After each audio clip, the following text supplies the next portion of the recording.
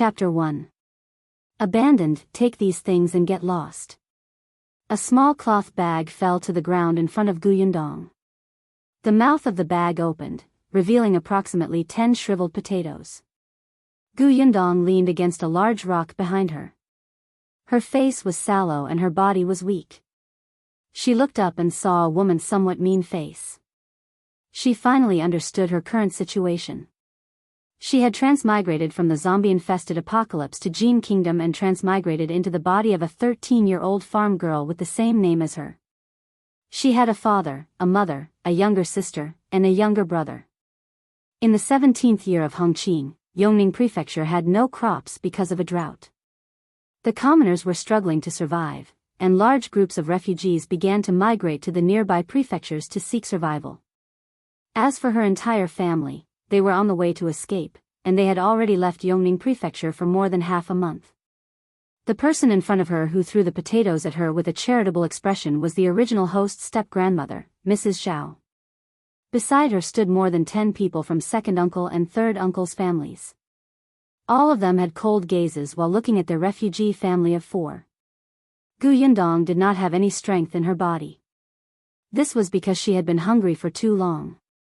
Her head was still in a dizzy state, and she could not even straighten her body slightly. She looked away and ignored Mrs. Zhao. Her eyes swept across second uncle and third uncle's family, who were watching coldly from the side, and finally landed on old Gu, who was sitting on a rock. Grandma was a step-grandmother, but grandfather was her biological grandfather. Old Gu felt a little uncomfortable under her clear and piercing gaze. He coughed lightly and sighed softly after a while. Yundong, don't blame us. It's just that everyone is in trouble and we don't have much food left. Your family doesn't have a strong laborer, and your mother is mentally disabled. She can't do anything except eat and sleep. The world is too chaotic. Everyone can't even take care of their own families. We really don't have the energy to take care of you. You can only pray for yourself. This bag of potatoes is enough for your mother and the others to last for 2 days. You can think of a way yourself later. Whether you can survive or not is also the will of the heavens. Gu Yundong sneered secretly. She had lived in the apocalypse for 2 years and had long seen the evilness of human nature. Old Gu had clearly done something evil, but he still found an excuse to push it to the heavens. Wasn't he afraid of being struck by lightning? Unfortunately, she didn't have the strength now. Otherwise, why would she let him talk nonsense here? She was disdainful, but a small figure beside her stubbornly wiped his eyes and said with a slight choked voice, "We do have strong labor. My father disappeared to lure away the bandits. He will come back." Gu Yundong knew that he was the original owner's younger brother, Gu Yunshu. He was only 5 years old this year, but he looked to be only 3 or 4 years old. The original host's father was called Gu Dajiang. 2 days ago, they encountered a group of bandits. Gu Dajiang and her second uncle, Gu Dai, used themselves as bait to divert the bandits' attention and give them a chance to escape. Later, Gu Dai returned, but Gu Dajiang was nowhere to be found. In everyone's eyes, Gu Dajiang was most likely killed by that group of bandits. The little Gu Yunshu refused to believe it. He felt that his father was still alive and would definitely come back. Old Gu did not want to say anything else. He just waved his hand and said, "All right, that's all. Take care of yourselves." As he spoke, he paused. In the end, he could not bear to part with his grandson. He asked Gu Yunshu, "I can still bring you along. Why don't you come with us?" Mrs. Zhao, who was at the side, was unhappy. "Why bring him? We don't even have enough food ourselves. His portion is gone. If you want to follow, find your own food and eat dirt." Before she could finish speaking, Gu Yunshu had already grabbed Gu Yundong's hand. The corners of his mouth were pursed tightly. "I'm going with my eldest sister." Gu Yundong subconsciously wanted to retract her hand. She was not used to physical contact with people, especially in the apocalypse. It was almost instinctive to guard against people approaching her. However, she did not have much strength now. This little kid seemed to be afraid that he would be separated from her and held her fingers tightly. Because of this, Gu Yundong could clearly feel his small, thin, and trembling hand. She pursed her lips and did not say anything in the end. Old Gu was provoked by Gu Yunshu's fearful attitude. He stood up angrily. Up to you. With that, he left with Mrs. Zhao and the others. Madame Yang, who was Gu Yundong's mother, had been standing at the side and was confused. She was carrying a basket with a 3-year-old girl in it. The girl was sleeping groggily, and such a huge commotion did not wake her up. Seeing that old Gu and the others had left, Madame Yang followed them helplessly. When she turned around and saw that Gu Yundong and Gu Yunshu were still in the same place, she hurriedly walked back and squatted beside her, asking in confusion, "Dong Dong? Let's go, let's go." Madame Yang wasn't very smart, but she knew people. She still didn't understand that the Gu family had abandoned her and her 3 daughters. She was just curious why the Gu family didn't wait for them. Gu Yundong was still recovering her strength. It was difficult for her to even speak now, and she had no patience to explain. On the other hand, Gu Yunshu comforted Madame Yang in a low voice, "Mother, eldest sister is tired. Let's leave later." Eldest sister had fainted previously. Because of this, Grandpa and the step-grandma finally had an excuse to leave their family. Gu Yunshu was worried. His father was not around, his eldest sister was sick, his mother was mentally disabled, and his younger sister was weak. He was now the only male in the family. Although he was only 5 years old, he had to take care of his family. Gu Yunshu tried his best to straighten his small body and looked at Gu Yundong, who had closed her eyes to rest. At this moment, Gu Yundong was actually happy. She had lived in the apocalypse for a year, and she had the mentality that every day she could survive was a good day. Although this place was also in a chaotic world, at least there were no zombies or mutated animals and plants here. After the disaster caused by the drought, her life would slowly improve. The future here was filled with hope. As for the original host's family, they had given her a chance to be reborn. As long as they did not cause trouble for her, Gu Yundong would treat it as repaying them and would not abandon them.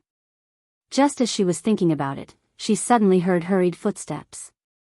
She raised her head slightly and saw her second uncle, Gu Dai, who had returned. Chapter 2. Silver Gu Yundong did not have a good impression of this second uncle at all. Back then, he and Gu Dajiang had lured the bandits away, but only he had returned. This made her think more about this and link Gu Dajiang's disappearance to him. Gu Dai ran to Gu Yundong's side and squatted down to tug at her sleeve without a word. "What are you doing?" Gu Yundong regained some strength and retracted her hand. "In any case, you're about to die soon. Don't waste the money your father left for you. It'll help you give it to your grandparents." Gu Dai picked up a stone beside him and threw it at her head. Gu Yundong only had time to curse before she fainted. "Eldest sister." Gu Yunshu screamed and pounced over to slap Gu Dai crazily. Madame Yang also reacted. She put down the basket on her back and came up to scratch him. Gu Dai took 2 steps back from the 2 of them. Finally, he grabbed Gu Yunshu impatiently and grabbed his neck with one hand. He shouted at Madame Yang, who was about to pounce on him and bite him, "Stop. If you come any closer, I'll strangle your son to death." Madame Yang suddenly stopped. She hesitated and did not dare to go forward. She looked at her son and then at her unconscious daughter. Suddenly, she knelt down in front of Gu Dai. "Second uncle, please, I beg you. Put Ah Shu down. He hurts. He hurts." Gu Yunshu's face turned purple from the squeezing, and his eyes turned red. Tears welled up in his eyes and refused to fall. He ignored them and struggled frantically. "Mother, get up. Don't kneel. He's not human. He's a beast. He hit my sister and is trying to force us to die. I won't let him off even if I become a ghost." Gu Dai did not care about what he scolded. Without Madame Yang in the way, he walked back to Gu Yundong's side and pulled off her sleeve. He knew that his eldest brother had secretly given this niece some silver to protect herself. He had also accidentally seen Gu Yundong sewing the silver into her sleeve. That was why he had come back to get it.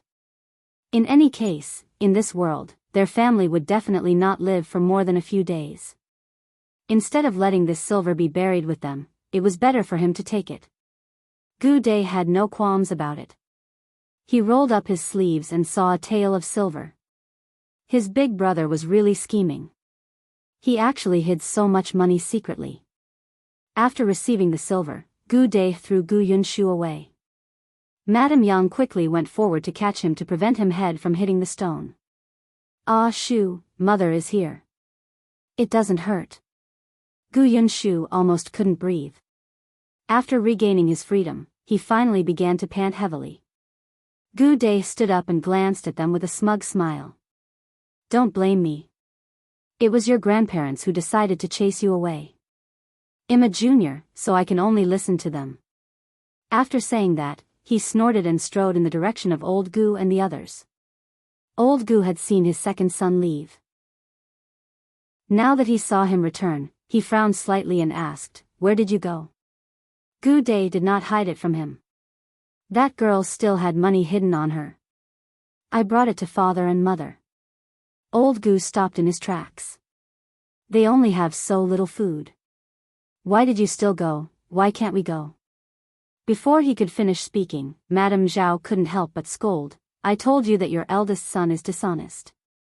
He didn't show filial piety to the two of us when he had money and even secretly gave it to his wife and daughter. This heartless thing. We worked so hard to raise him up, but we only raised such an ingrate. We should have beaten him to death long ago. So what if second brother took the money? Anyway, they won't be able to use it even if we gave it to her. Don't let it end up in someone else's hands. They might as well give it to us. Old Gu opened his mouth. After a long time, he sighed and said, "It's their bad luck." He tacitly agreed with Mrs. Zhao. Gu Dai put away the silver with a clear conscience. Mother, I'll keep this silver for you. I'm young and strong, so it's not easy for me to lose it. Mrs. Zhao glanced at him but did not say anything. In this world, she was not willing to make her son unhappy over a few dozen copper coins. If she angered her son and he abandoned her, she would not be able to live as an old lady. She thought that there was not much money, so she let him be. Chapter 3. I'm hungry. When Gu Yundong woke up again, she was on Madame Yang's back. She could hear her panting as she walked. Madame Yang was very thin and weak. Gu Yundong could clearly feel her shoulders shaking, as if they would break if she was not careful. Dong dong, you're awake? Perhaps sensing movement, Madame Yang turned her head slightly and said happily. Only then did Gu Yundong realize that there was still a basket hanging in front of Madame Yang. The little girl in the basket was still sleeping soundly and had yet to wake up. Gu Yunshu also heard the sound and hurriedly looked up. Eldest sister, you're awake? Hang in there a little longer. We'll be there soon. Where are we going? Gu Yundong asked hoarsely. The path they were on was a little narrow, and there were not many people on the road. The sky was already dark, so they had to find a place to spend the night. We're going back. We're going to the village we went to last night to stay for the night. That place is a little closer. Gu Yunshu raised his head, wiped his face, and tried his best to smile. This decision was made by him, and he was actually very nervous. He did not know if it was right. After all, compared to the unknown direction in front of him, he could only return to the place he recognized. Big sister needed to rest, and he was very afraid. Only then did Gu Yundong realize that there was a mark on his neck. Coupled with his huge head, it was especially shocking. Her face darkened slightly. Where's Gu Dai? He stole eldest sister's money and ran away. Gu Yunshu finally couldn't hold it in anymore. He couldn't maintain his smile and lowered his head to wipe his tears. Yunshu is useless. I didn't protect eldest sister well or protect the money. I'm sorry. Gu Yundong wanted to tell him not to cry. She had been in the apocalypse for a year and had long understood that tears were the most useless thing. If the money was gone, so be it. What was the use of crying? When there was a chance later, she would make him pay back 10 times or 100 times. What was the big deal? However, she quickly reacted. This was not the apocalypse, and Gu Yunshu was not a stranger. He was her younger brother. However, she did not know how to comfort others. Fortunately, Madame Yang's voice quickly sounded in her ears. "Ah, Shu, don't cry. It's your second uncle who's bad. Well, ignore him in the future. Mother dotes on you." Gu Yunshu was comforted. He sniffled hard. "I won't cry. I'm the only man here. Don't cry." As he spoke, he hugged the bag of potatoes in his arms and puffed out his small chest. Gu Yundong was speechless. Fortunately, they arrived at the village quickly. The village was quiet and almost empty. Everyone was either dead or fleeing, looking for a place to survive. Gu Yunshu originally wanted to go to the house they had gone to yesterday, but he was stopped by Gu Yundong. In the end, they chose a house a little away from the center of the village. The place was not big, but it was remote and quiet. There were only 2 families beside it. When they entered the house, Madame Yang carefully put Gu Yundong down. Gu Yundong's strength had slowly recovered, but she was still a little dizzy from the blow to her head. Gu Yunshu carefully placed the potatoes in front of her and looked up. "Eldest sister, rest first. I'll go find some firewood." He was very sensible. When he spoke to Gu Yundong, he tried his best to smile so that she would not worry. With that, he turned around and went to look for the woodshed. Gu Yundong looked at his back view and was worried that his head would snap at any moment. After a while, he came in with 2 thin bundles of firewood and called out to Madame Yang, "Mother, help me close the window." "Okay." Madame Yang was feeding Gu Yunka water from a bamboo jar. The little girl swallowed unconsciously and finally reacted. After the windows and door was closed, Gu Yunshu began to roast potatoes. Gu Yundong watched as he took out 2 small potatoes from the cloth bag. He skewered them while treating them very preciously and placed them on the firewood to rotate. When it was about time, he handed one to her. As for the other one, he carefully peeled off the skin and delivered it to Gu Yunk's mouth. Then, he extinguished the fire. Gu Yundong looked at the small potatoes in her hand and then at Gu Yunshu and Madame Yang, who clearly did not intend to eat them. "What about yours? Elder sister, eat. I'm not hungry." Although he said that, his eyes could not help but drift to the potatoes. Then, he immediately lowered his head. Madame Yang was much more direct. She swallowed hard. "I'm hungry." Chapter 4. Spatial Pocket. Gu Yunshu's small face flushed red. He tugged at it with his small hands and comforted Madame Yang softly. "Mother, we don't have much food left. Let's not eat today, okay? I'll go out and see if there's anything else." There were only about 10 small potatoes, so they definitely had to take care of the injured elder sister and the starving younger sister first. Gu Yunshu was a little sad, and there was even despair in his eyes. If they could not find food later, they might really starve to death. They still had a long way to go. Madame Yang was mentally disabled, but she could listen. She licked her lips and stared at the potatoes, but she still nodded. Then I won't eat it." Gu Yundong was speechless. It would be strange if she could still eat like this. Moreover, she had not planned to eat it in the first place. The potatoes had already germinated. If she ate them, she would be poisoned. Gu Yundong reached out and took the potato from Gu Yunk's hand as well. "I won't eat this for now. I'll go outside to find something else." She had already recovered her strength. Although her body was still weak, she was no longer unable to walk like before. Gu Yundong slowly stood up. Gu Yunshu was stunned and quickly stood up as well. He reached out to block her. "No, eldest sister, your health isn't good. I can do it. I'll go find her." "No need. You stay. Gu Yundong walked around him. Big sister, stay. Gu Yundong's voice deepened. She actually did not have much patience, especially now that her stomach was empty, so she was a little irritable. Gu Yunshu was stunned. He had never seen his big sister like this. Her eyes were a little cold and stubborn. He could not help but put down his hand and nod obediently. He watched her leave in a daze. After leaving, Gu Yundong let out a sigh of relief. She was an orphan in her previous life and had been unlucky since she was young. Among the people she met, be it the director of the orphanage or the teachers of the school, their attitudes towards her were average or even bad. Hence, she was at a loss when she suddenly had a few family members who were concerned about her. Now, she was a little glad that she had separated from the Gu family. Other than her younger brother, younger sister, and the mentally disabled Madame Yang, there was no one else around her. No one suspected that the host had actually changed to her. Gu Yundong slowly walked to the corner of the house and looked around. It was quiet and there was no movement. Then, she closed her eyes slightly and stopped breathing. In the next moment, a small bag of rice suddenly appeared in her hand. She smiled, and her eyes lit up slightly. Sure enough, her spatial storage followed her.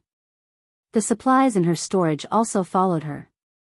She had unintentionally obtained this spatial storage space when the apocalypse first arrived. It was about the size of an acre, and time was still inside. What was placed inside was the same as when she took it out. When she first obtained this space, Gu Yundong began to collect resources. After all, no one knew when the apocalypse would end. If she wanted to survive, she had to have something to rely on.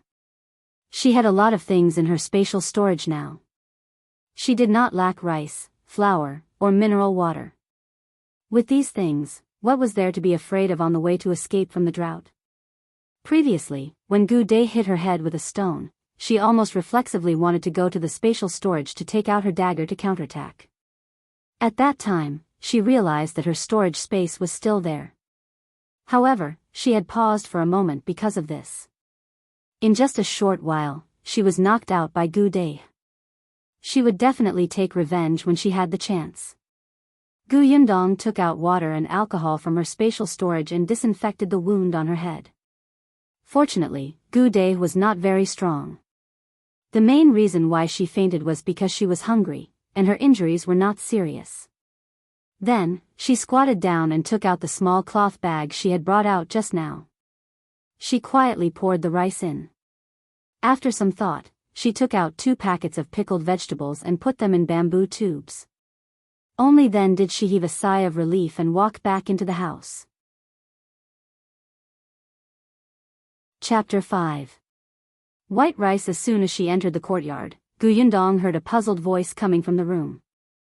Mother, eldest sister seems to be different from before. In the past, eldest sister always cried and was especially afraid of pain. Now, she seems to have become so manly in an instant. Gu Yundong was speechless. Did he not know how to speak? What did he mean by being so manly? However, her personality was indeed very different from Gu Yundong's in the past. She had to think of a reasonable excuse to explain. However, before she could think of anything, Gu Yunshu's voice sounded again. It must be because Grandpa and Grandma chased us away and agitated eldest sister. Father is not around, so she feels that she has to protect and take care of us. It's not easy for eldest sister. Mother, tell me, what way can I grow up in an instant and become a strong laborer at home? This way, eldest sister won't have to pretend to be so manly. I'm so useless now. Madame Yang tilted her head, not understanding. I've grown up. I'm so tall.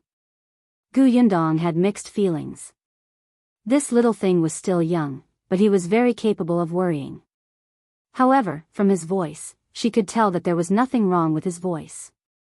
It seemed that although the marks on his neck were shocking, Gu Dai had not really injured him. Gu Yundong lifted the things in her hand and stepped harder. The voices inside immediately stopped. She pushed open the door and saw Gu Yunshu standing in front of Madame Yang and Gu Yunka with his hands outstretched. His little face was tense and he looked vigilant. Seeing that it was her, he heaved a sigh of relief and smiled widely. Big sister, you're back. He shifted his gaze and saw the thing in her hand. His big eyes instantly lit up. Have you found something to eat? Okay. Gu Yundong placed the cloth bag on the ground. I'll go to the kitchen to see if there's any water. She turned around and went out again. There was definitely no water in this place. She was just pretending. She went to the kitchen to find a jar and took out the mineral water from her space to pour it in before returning to her room. In the room, Gu Yunshu's eyes were already wide open. He looked at the white rice in the bag in disbelief and stuttered, Big sister, where did you find it? It's so white, and there's so much. He had never seen rice so white and big. Each grain seemed to be transparent and looked better than the most expensive rice in the rice shop in town. Gu Yunshu could not help but gulp. It felt like a dream. I found it under the bed in one of the rooms of the family next door, Gu Yundong said. Gu Yunshu was stunned for a moment before he came to a realization. I know. That family must be like second aunt. They secretly hid the food and forgot to take it with them when they escaped. After saying that, he nodded vigorously. Previously, when she was about to leave the village, second aunt secretly took out 2 large packets of sweet potato jerky from under the bed and prepared to secretly take them away. She had secretly concealed them in her room all these years. She did not expect grandma to see them and scold second aunt at home for being an ingrate. The entire Gu family knew about this. Now that he heard that these white rice were found under the bed, Gu Yunshu immediately found a reasonable explanation. Gu Yundong felt that there was no need for her to think of an excuse. He could always find an excuse for her. Hence, she nodded. Probably. As she spoke, she turned around and closed the door, rekindling the fire from before. After adding water to the earthen jar, Gu Yundong planned to cook some porridge to drink. The entire family was very hungry and their stomachs were empty. They could only eat soft and tender food. Gu Yunshu's heart ached immediately when she poured out a large handful of rice. Elder sister, don't eat too much. I'm actually not very hungry. I can eat less. Don't you want to grow up quickly? How can you grow up if you don't eat more? Gu Yunshu was stunned and immediately conflicted. He wanted to grow up quickly, but they did not have much food. If they ate too much now, what would happen in the future? He was in a dilemma, but Gu Yundong had already quickly cooked the porridge. Chapter 6. Subtle movement. Gu Yundong only heaved a sigh of satisfaction when she ate the warm porridge. Her body was too poor. Although she did not eat well in the apocalypse, she had a spatial storage long ago and collected a lot of supplies. Even if she was not as free to eat as in the apocalypse, she was much better off than most people. It was not a problem for her to eat until she was 70% full. However, here, even before fleeing the drought, the porridge they ate was only enough to fill their stomachs. There were not many rice grains at all. After fleeing the drought, they only had 1 meal a day. It was rare for them to eat to even 20% full. Big sister, it's so delicious. It smells so good. Gu Yunshu drank extremely slowly. He had never eaten such delicious porridge. It was sweet and fragrant. It was simply a delicacy in this world.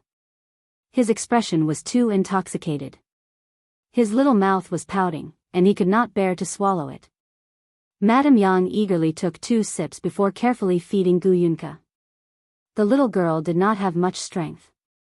Now that she had eaten the porridge, her eyes lit up and the corners of her eyes curved. She immediately became energetic. It's delicious. At that moment, Gu Yundong felt inexplicably satisfied. This feeling was very unfamiliar. She could not help but cover her chest. It was rare for the family of 4 to have a sumptuous dinner. All of them felt extremely happy. They held their stomachs and lay on the ground, not wanting to move. Gu Yundong's stomach was no longer burning, and she had strength now. She finally had the strength to think about the rest of the journey. They did not lack food now. She had enough food in her spatial storage to support them until they reached the relatively rich prefecture capital. However, without transportation, they would definitely walk very slowly. The others' matters were fine, but what she was most worried about was that they would encounter bandits and starving desperate refugees. This was the greatest danger along the way. In particular, her family did not even have an adult man. In the eyes of others, they were easy to bully and could easily become the target of those with ulterior motives. It seemed that they could not take the main road anymore. At least, they could not walk to places with many people. When they left home, Gu Dajiang had told her about the routes and directions of the nearby prefecture cities. She more or less knew them. Speaking of Gu Dajiang, she did not know if he was dead or alive or where he was. Gu Yunshu was also thinking about his father, especially after eating a good meal. He couldn't help but wipe his eyes with his small hand. He raised his head and tried his best not to cry. Gu Yundong turned around and saw that his head looked like it was about to break. She was a little frightened. She quickly coughed lightly and said, "It's getting late. Rest early." She got the three of them to lie on the bed and took out the thin blanket from the basket to cover them. They had brought it from home. Madame Yang had always kept it in the basket on her body. Other than the young lady, Gu Yunka, there was also a thin blanket, 2 sets of clothes, and a bamboo tube filled with water. There was nothing else in the basket. Gu Yunshu lay down and realized that his eldest sister had not come over. He quickly sat up again. "Eldest sister, aren't you going to sleep?" "I slept a lot during the day. I can't sleep now." "Go to sleep." "Oh." Gu Yunshu nodded and lay down in peace. After eating and drinking their fill, they slept especially quickly. Before long, the three of them's breathing stabilized. Gu Yundong sat down at the side. She had no intention of sleeping at all. In the apocalypse, as long as one stayed outside at night, one had to keep watch. Otherwise, she would not know when she would encounter danger. She had already developed a habit, and it was the same here. Fortunately, she was awake this night. Madame Yang and the others had only slept for an hour when she heard a subtle movement outside. Chapter 7. All should die. Gu Yundong suddenly opened her eyes and walked to the courtyard outside.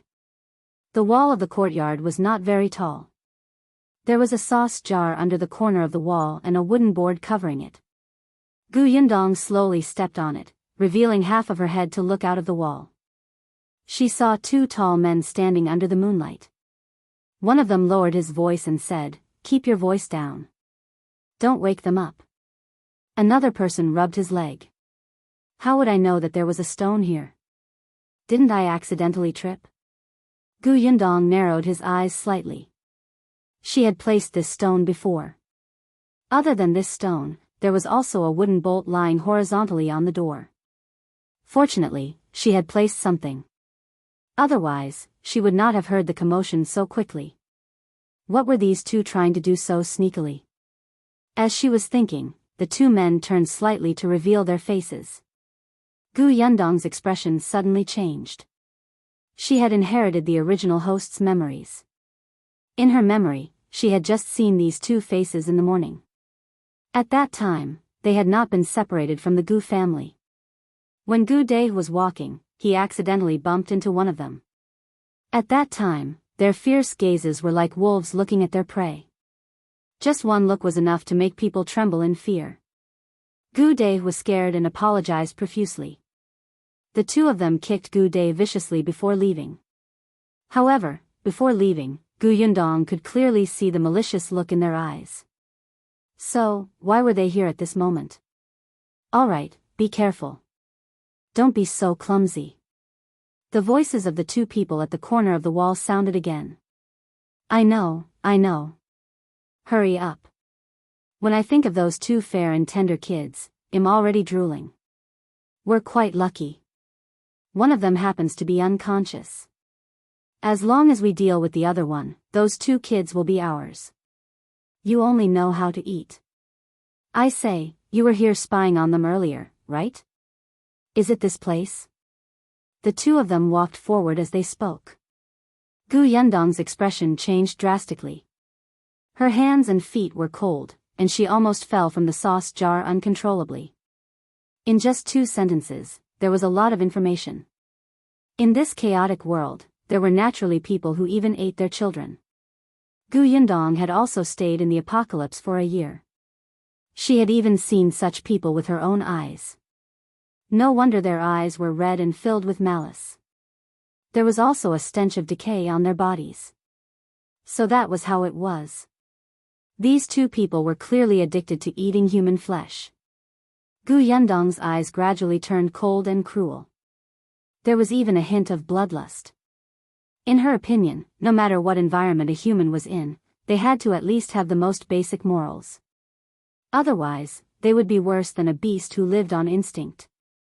And this was her bottom line. Moreover, from what they said, they were targeting her family. There were 4 people, 2 little children, and herself who had been carried in while unconscious. They only needed to deal with Madame Yang. All the more reason not to let them off. Gu Yundong watched as the 2 of them walked to the door of a house in front and quietly entered. She moved her arms and legs. Although her strength was slowly returning, her body was still very weak. Trying to kill 2 people in close combat was like committing suicide. Unfortunately, she did not get a gun in the apocalypse. Otherwise, long-range attacks could easily kill them. Wait a minute. She didn't have a gun, but she seemed to have a crossbow. She had accidentally seen it once when she was collecting supplies. However, there weren't many arrows, and she rarely used it. Gu Yundong's eyes were filled with amusement as she jumped down from the wall. She quickly walked to the door of the house next door. The 2 of them had entered already and the courtyard door was not closed. Gu Yundong looked over and saw one of them standing in the courtyard. The other person was nowhere to be seen. Very well. One at a time. Gu Yundong adjusted the crossbow and aimed it at his neck. Chapter 8. Kill with a whoosh, the crossbow bolt suddenly shot towards the man's throat with lightning speed. After piercing through his neck, it nailed to the ground with a whoosh. The man didn't even have time to react. He just widened his eyes in disbelief and struggled to make a hee-hee sound. In the end, he fell to the ground with an indignant expression. Gu Yundong heaved a sigh of relief and carefully walked in with the crossbow. She had only taken 2 steps when she heard staggering footsteps coming from inside the house. Gu Yundong suddenly stopped in her tracks and aimed the crossbow in her hand at the door. Soon, a man stumbled out of the house. He covered his arm with one hand and blood flowed between his fingers. His face was filled with panic. When he walked to the courtyard, he wanted to call his companion, but when he turned around, he saw that his companion had already fallen to the ground and died with remaining grievances. Gu Yundong was surprised. She readied the crossbow in her hand. However, before she could aim, another man walked out of the house. That person was dressed in tight clothes, and his face was filled with a murderous aura. He held a sword in his hand, and blood was dripping from the tip of the sword. He immediately saw Gu Yundong standing there. He turned around and saw the man lying on the ground. He understood and nodded at her. Thank you. Gu Yundong was speechless. So there was someone in the house? And from the looks of it, he was a very skilled martial artist. The man had already turned around and looked at the thief who had broken into his courtyard and tried to commit murder. The latter knelt on the ground in despair. Please spare me, hero. I was blinded and didn't recognize you. I deserve to die. I'm a bastard. Let me go. I'm really hungry. I have no choice in this world. Before he could finish speaking, the man suddenly raised the sword in his hand and pierced his neck. That person only let out a short scream before falling to the ground without a sound. The 2 men worse than beasts were already dead, but Gu Yundong did not dare to relax. She stood face to face with the man and began to measure and assess the current situation. At this moment, another figure ran out of the house. It was a small boy that looked to be no more than 5 or 6 years old. "Uncle Gao, Brother Bai is awake. Go in quickly." A soft and tender voice sounded. As soon as the little figure ran out, he hugged the man's thigh and raised his head to speak. Gao Feng immediately covered his eyes to prevent him from looking at the dead bodies of the 2 people on the ground. His cold and silent expression instantly changed, and his voice was as gentle as if he had become a different person. "Uncle Gao knows. Go in first and don't let your younger sister come out. Tell your brother Bai that I still have something to deal with. It'll be done soon." "Okay." The little boy nodded obediently. Gao Feng turned him around and he ran back. He did not even look at Gu Yundong standing in the courtyard. Gu Yundong's expression was as if she had been struck by lightning. She had made a mistake. The target of these 2 scumbags was not her family of 4, but the 4 people in this courtyard who also had 2 children. That's right, the 2 of them had mentioned fair and tender children previously. Her own younger brother and sister were skinny to the point of showing noticeable bones and could not be described as fair and tender. Gu Yundong quickly found his position. She put away the crossbow and said to Gao Feng with a serious expression, "There's no need to thank me. I just happened to hear what they said and knew that these 2 people were not good people. They were crazy enough to want to eat 2 little children. Anyone with a conscience would not sit back and do nothing. That's why I followed behind them and thought of helping you as much as I could." Chapter 9. Search for silver. Gao Feng nodded slightly. It was unknown if he believed her, but he took a few more glances at the crossbow in her hand. Seeing that she hid it behind her, he tactfully retracted his gaze and said, "Miss, you're so considerate. These 2 really deserve to die. Since these 2 people are already dead, shall we split the things on them equally?" Gu Yundong did not mind taking things from the dead at all, especially in this world. However, Gao Feng was very disdainful. "I don't need it. Miss, just take it." Gu Yundong was just asking him out of courtesy. It was obvious that this Gao guy did not lack money. As soon as he agreed, Gu Yundong squatted down and rummaged through the 2 dead men's money bags. Gao Feng turned around and returned to the house. Gu Yundong only paused for a moment before continuing to rummage through the clothes as if nothing had happened. The 2 of them really had a lot of things on them. 5 taels of silver, a jade pendant, 2 daggers, 3 small bags of sleeping pills, and other tools for committing crimes. Gu Yundong only took the silver and the jade pendant but did not take the dagger. After thinking for a while, she brought the bags of sleeping pills with her. After plundering, she was about to leave when Gao Feng came out again with a cloth bag in his hand. "Thank you for your help today, Mississippi. There are some steamed buns and pancakes here. Please accept them." Gu Yundong was stunned and looked at him in surprise. Then, as she took it, she said, "I'd feel so awkward taking them.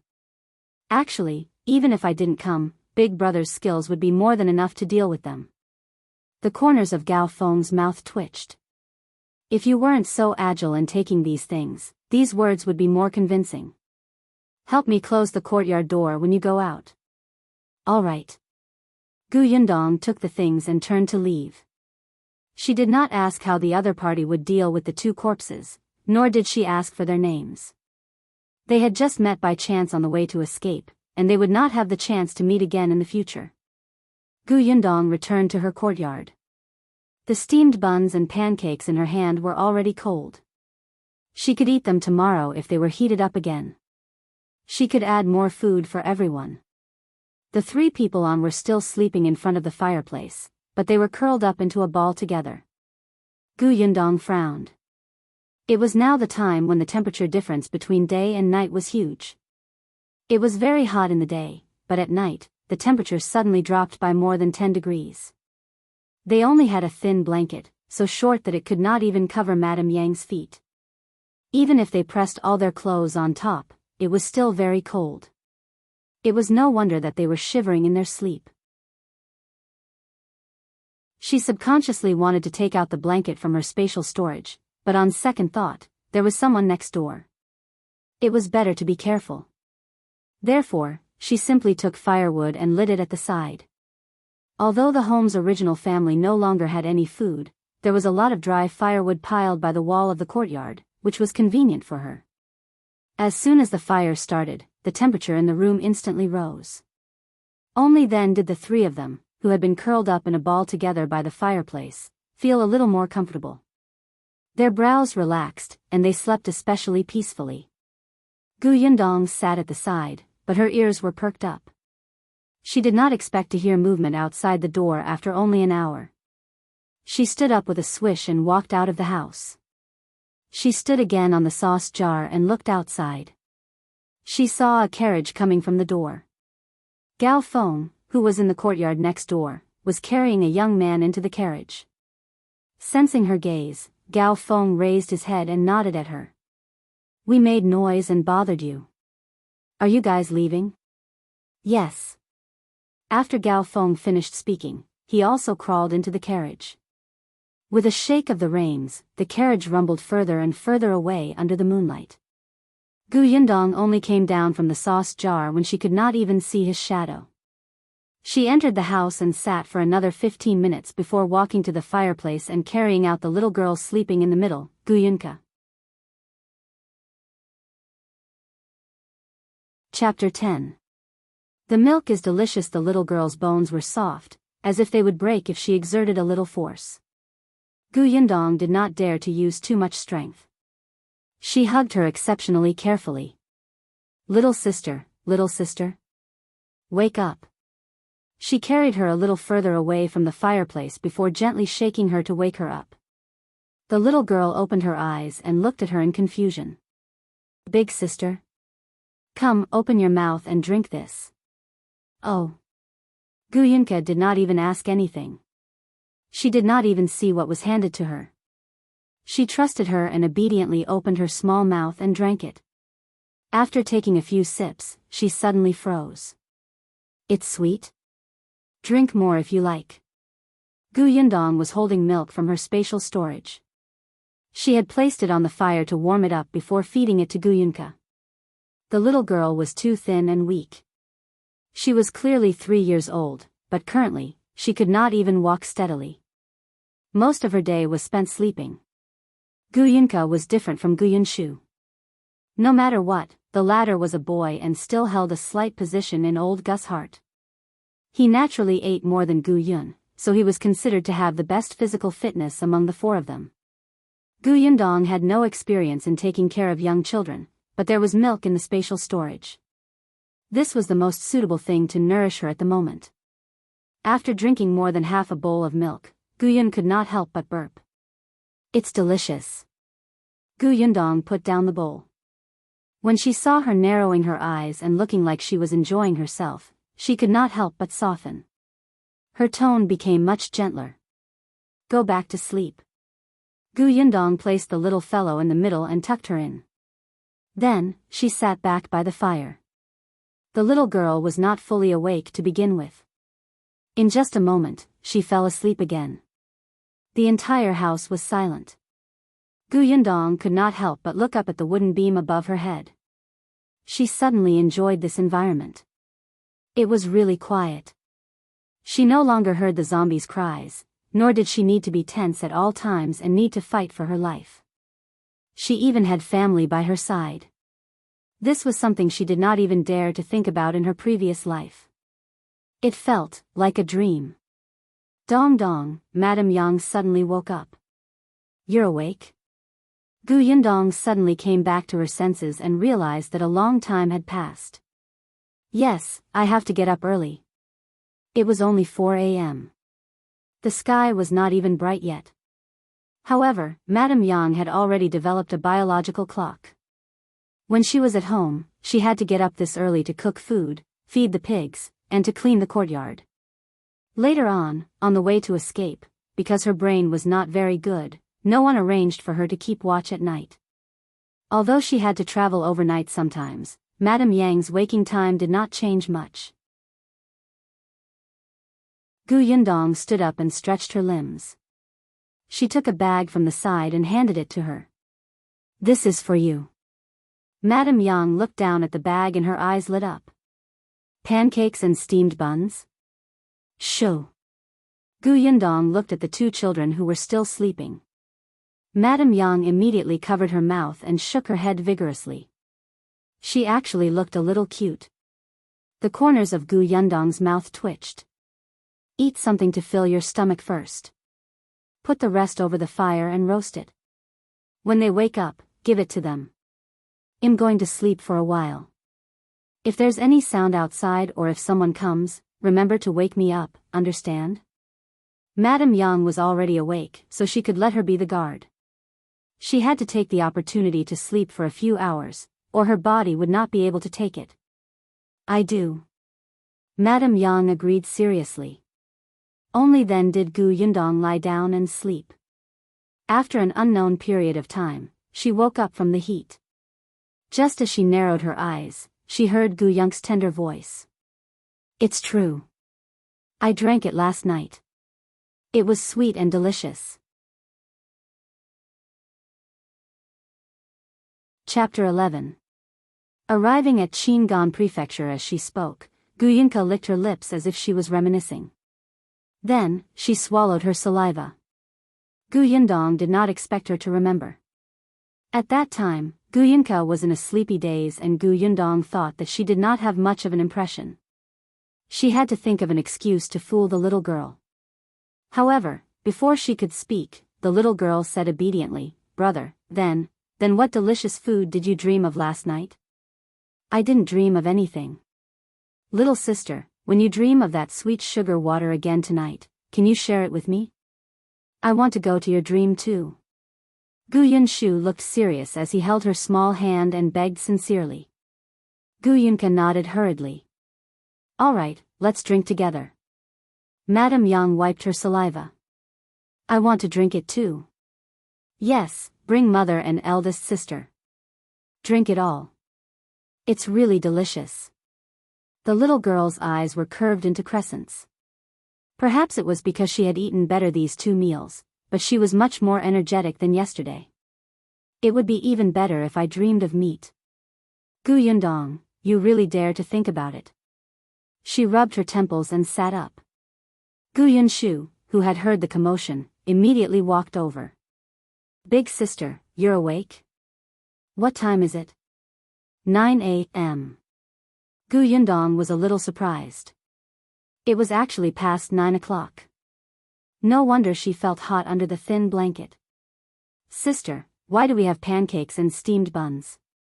He had just eaten one. It smelled so good. The people next door gave it to me last night. I helped them a little and it was to thank us. Gu Yundong wiped his face and told them to pack up. It was time for them to leave. It was a little hot at this time, but there was nothing she could do. She was worried about no one keeping watch at night, so she could only keep guard herself. She would sleep when Madame Yang woke up, so they had less time to travel. Gu Yundong found another small basket in the courtyard and carried it on her back. She placed the bag of rice, steamed buns, and pancakes inside and even covered them with a blanket. In fact, she placed them in her spatial storage and would secretly took them out when she needed to. This way, the burden on Madame Yang would be less. She still carried Gu Yunka on her back in the basket.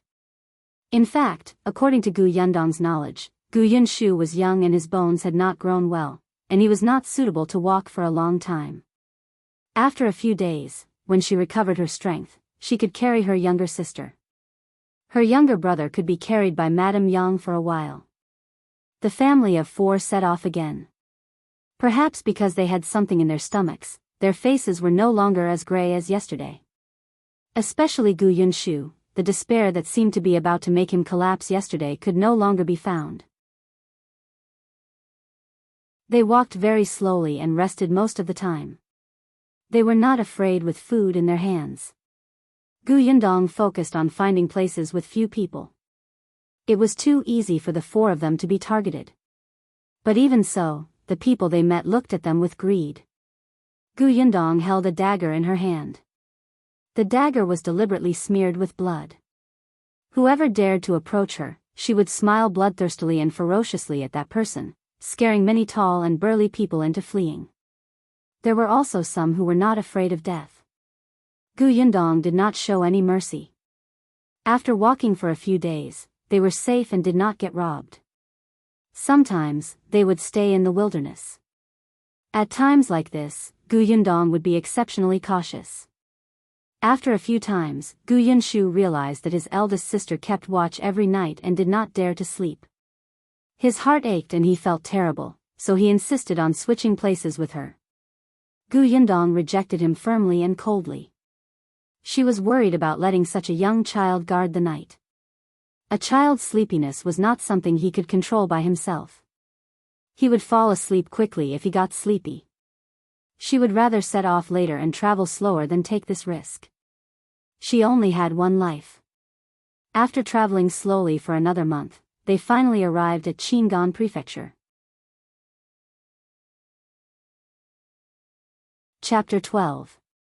Father Gu Dajiang. After arriving at Qingan Prefecture, they could finally rest. Gu Yundong looked up at the tall city gate and wiped her messy hair. She looked extremely disheveled now. Her hair was disheveled and her face was sloppy.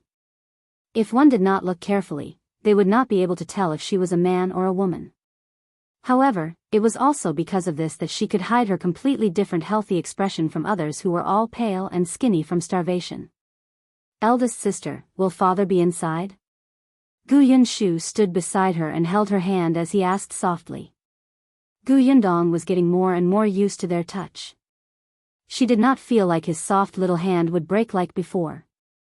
At this moment, she looked at the city wall calmly and said, maybe. Father will definitely be inside. I know. Gu Yunshu tightened his grip and said very firmly, he made a promise with us. He won't go back on his word. Gu Yundong lowered her head and looked at his big head. Although his food had improved a little in the past month, she could not let him gain too much weight in a world where everyone was thin. In addition, the little guy was always worried that they would use up their food in advance, so he ate very little. He looked like he still had a big head and a small body. Seeing his tightly pursed lips, Gu Yundong could not bear to dampen his spirits. Speaking of which, her father, Gu Dajiang, was really a very far-sighted person. From the day he began to escape from the drought, he had drawn a road map for all the places they might pass by and taught all the children in detail. Be it her, the 3-year-old Gu Yunka, or even Madame Yang, who did not understand at all, he would repeatedly remind them, thinking that as long as they remembered a little, they might be able to use the knowledge. Moreover, there were many families on the way to escape who would get separated in the chaos. Who knew when someone would end up being alone? When that time came, they would wait in Qingan Prefecture. They would eventually reunite. His guess was right. However, the only person who was alone had become himself. In Gu Yundong's opinion, Gu Dajiang was most likely doomed. However, the other three had high hopes that their seemingly omnipotent father, husband, would definitely escape safely. Gu Yundong felt that it was good to have a glimmer of hope. Unfortunately, communication and transportation were inconvenient now. It would be difficult to reunite the family. Let's go and ask how to enter the city. The city gate was tightly shut, but there were many people outside the city gate. There were even people who had set up tents or thatched houses outside.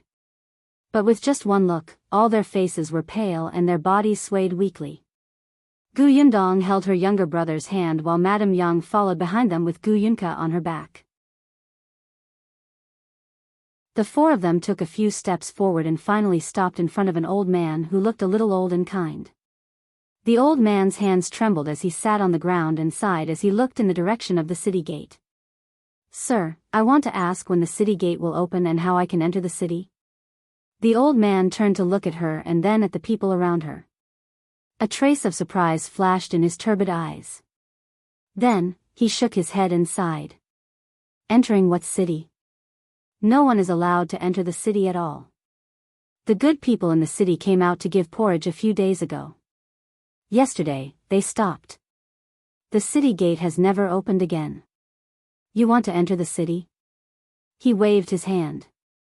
Don't think about it, don't think about it. Gu Yundong frowned slightly. Thank you. She straightened up and looked at the dense crowd. She also felt that there was not much hope of entering the city. Eldest sister, eldest sister. Gu Yunshu, who was beside her, suddenly tugged at her sleeve and pointed in one direction. Look who that is. Chapter 13. Drawing her knife, Gu Yundong looked in the direction he was pointing and saw a few familiar people. After thinking about it carefully, she found the identities of these people from her memories. Younger Aunt Gus family. Old Gu had 4 sons and 2 daughters. Among them, her father, Gu Dajiang, and older Aunt Gu were born to the original wife. The second uncle, third uncle, and fourth uncle, as well as younger Aunt Gu, were born to Madame Zhao, the second wife. Older Aunt Gu married in the neighboring village. Before escaping, Gu Dajiang had gone to look for them and asked their family to leave together. However, older Aunt Gu could not let go of her eldest daughter, who was already married, and planned to be with her eldest daughter and son-in-law. Younger Aunt Gu had married into town and her husband's family was quite well off. She even had a small shop in town to support her livelihood and her family had a donkey cart. With such conditions, she was naturally even more unwilling to be with her maternal family, who only relied on their legs to walk. What if they had to use her donkey cart along the way? What if they had no food and had to eat her family's food? Wouldn't she suffer a huge loss then? As for fourth Uncle Gu, he was only 18 years old this year and was not married yet. Moreover, when he was born, because he was too big and Mrs. Zhao was old, she had a difficult labor and almost miscarried. Moreover, she already had 2 biological sons before him, so he was not favored by Mrs. Zhao. On the other hand, Father Gu and older Aunt Gu, who had already grown up, had always taken care of him. Therefore, fourth Uncle Gu actually had a better relationship with Father Gu and the others. When Father Gu went missing on the way to escape, fourth Uncle Gu took on the responsibility of taking care of their family. Because of this, Madame Zhao disliked him even more. In order to prevent him from ruining things, Madame Zhao and the others deliberately sent fourth Uncle Gu away and took the opportunity to chase her family away. Therefore, only second uncle and third uncle were present at that time. She did not know what would happen when fourth Uncle Gu returned. However, Gu Yundong could not care too much. She still had to take care of Madame Yang and her brother and sister, so she could not spare too much energy to think about anything else. However, she did not expect to meet younger Aunt Gu at the city gate. The entire Gu family did not see her. Younger Aunt Gus' maiden name was Gu Chuyue. She probably felt too intense of a gaze and turned around and saw them. With just one look, she frowned. Then, she rolled her eyes and looked around them. Perhaps because she did not see old Gu and the others, she quickly turned her head away and pretended not to know them. Gu Yundong scoffed. She did not want to acknowledge her either. It was better to think about how to enter the city. However, she wanted to live in peace without knowing each other, but the other party did not want to do as she wished. Soon, a child walked over and stood in front of them. She raised his head slightly and said arrogantly, "My mother told you to leave quickly and not embarrass yourselves here. With your wretched appearance, it's impossible for you to be let into the city." This little girl was Gu Qiu's daughter. She was 7 years old this year. Because she lived in town, she had a sense of superiority since she was young, especially in front of Gu Yundong's family. Every time she went to the Gu family, she looked at them with disdain. She rolled her eyes and finally looked at Gu Yundong. "But if you beg me, I can consider bringing you along. But you have to follow behind me as my maid and serve me tea and water. From now on, you have to serve me well. This way, I can give you half a course steamed bun every day." It was obvious that she had added the last sentence herself. She had long wanted a maidservant to follow her. On the way, she had encountered people selling their children. Their words sounded very nice. They said that they could be beaten and scolded as you pleased as long as you gave them water to drink. However, her parents said that it was not worth it to buy servants now. On the way, they would have to take care of other people's food and drinks. They would buy a servant for her when they reached the city. Weren't they about to enter the city? There was already a perfect servant waiting for her here. Gu Yundong looked at her smug expression and silently took out the knife in her sleeve.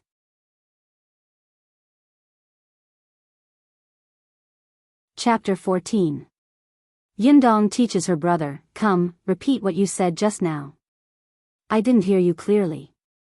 Gu Yundong gestured with her knife and looked at the little girl opposite her with a smile.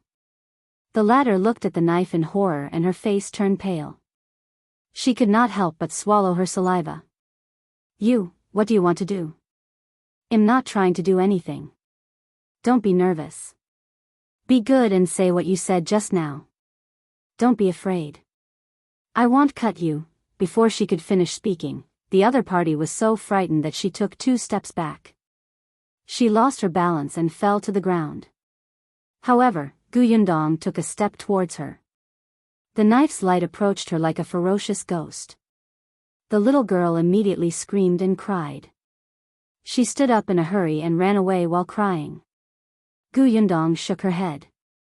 "She's as brave as a mouse. How dare she ask me to be her maid?" "Big sister, what should we do?" Gu Yunshu asked worriedly. "What do you mean?" Fu Longji said that younger aunt asked her to pass the message. "Younger aunt is an elder." Gu Yundong raised her eyebrows and reached out to pat his small shoulder. She said solemnly, "You treat her as your aunt, but does she treat you as her nephew? Every time she sees us, she either hits us or scolds us or mocks us. She doesn't even treat our father as her elder brother. How can she be considered our elder? Didn't father teach us that we can't repay others treating us badly with kindness? Well, treat her the way others treat us." "Yunshu, remember, we don't take the initiative to provoke others, but if others dare to bully us, we can't stand still and not retaliate. Do you understand?" Gu Yunshu nodded as if he understood. After thinking for a while in a daze, he understood. Younger aunt doesn't act like an elder. Fu Longji doesn't treat our parents like she is a junior. I know what to do. Gu Yundong nodded in satisfaction. Then, she saw him clench his fists and say, "The next time she comes, I'll spit on her." The corners of Gu Yundong's mouth twitched. She coughed lightly. "Well, spitting on her is too rude. We can resolve the matter in a more refined manner." Gu Yunshu blinked. "How so?" As he spoke, he saw Gu Chuyue walking over angrily with Fu Longji. Before she could approach, she started scolding, "Gu Yundong, you motherless thing. How dare you bully my Longji? Without your grandparents around, you don't think much of me, your aunt, right? I'll teach you the rules on your grandparents' behalf today, lest you don't even understand the most basic filial piety towards your elders. In the future, you'll embarrass the Gu family and become a joke if word gets out." As Gu Chuyue spoke, she swung her hand and was about to slap Gu Yundong's face. However, halfway through, her hand stopped. She looked at the dagger blocking her way and shivered. She couldn't hit no matter what. "Gu Yundong, do you know whose blood this is?" Gu Yundong waved the dagger in his hand. Yesterday, the blood on it was still bright red. Today, it has turned dark, and the smell of blood is not very strong. But I think someone who is not blind can still see it, right? What do you want to do? I don't want to do anything. I just feel that there are so many self-righteous fools in this world. Yesterday, I met 2 of them. Not only did they want to snatch my things, but they also wanted to drag my sister and brother away to sell them. I took out this dagger at that time and aimed it at someone's neck.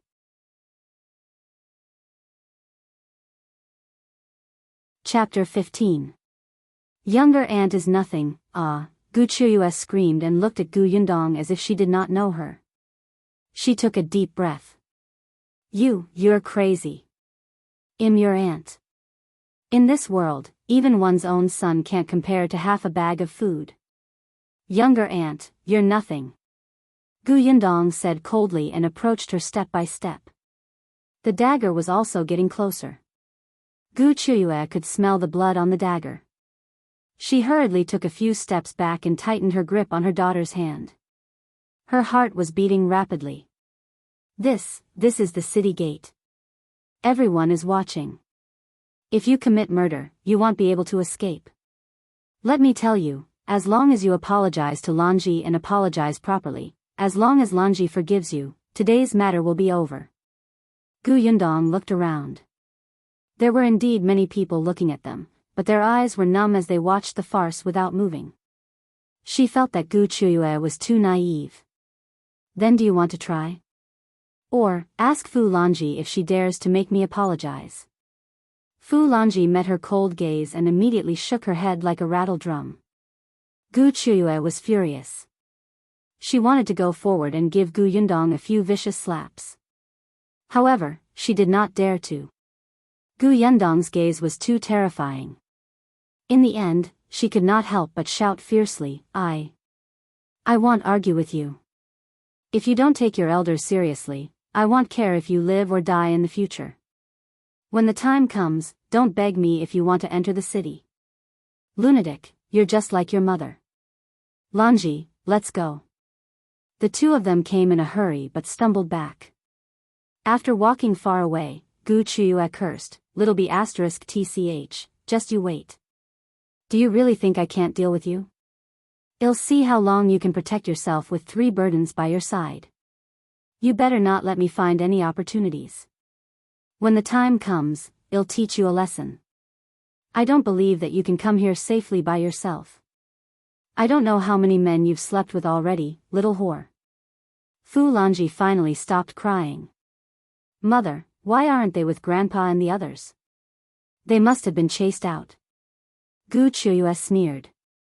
She knew her parents too well. Serves them right. The two of them gradually disappeared into the distance. Gu Yundong put away her dagger and looked at the people around her. She did not know if it was because of the blood on her dagger or if it was because of the unfriendly look in her eyes, but in short, a few people who were tempted to go forward and talk to her had given up. This Gu Chuyue was still somewhat useful. It's not easy for a young lady. The old man, who had been watching from the beginning to the end, could not help but sigh. But in this case, you don't even have a relative who can help you. You have to be careful. Sir, do you think that they will help us if I apologize to them or beg for mercy or serve them tea? Gu Yundong smiled and did not mind. The old man was stunned for a moment. That's true. After scaring younger Aunt Gu and her daughter away, Gu Yundong could finally calm down and begin to observe the large number of refugees outside the city gate. There were too many people, and the road was packed. They walked slowly and were already standing at the periphery. However, there were still many refugees coming this way on the road behind them. Gu Yundong glanced around and frowned when she saw people gathered in 2s and 3s not far away. Something was wrong. Something was very wrong.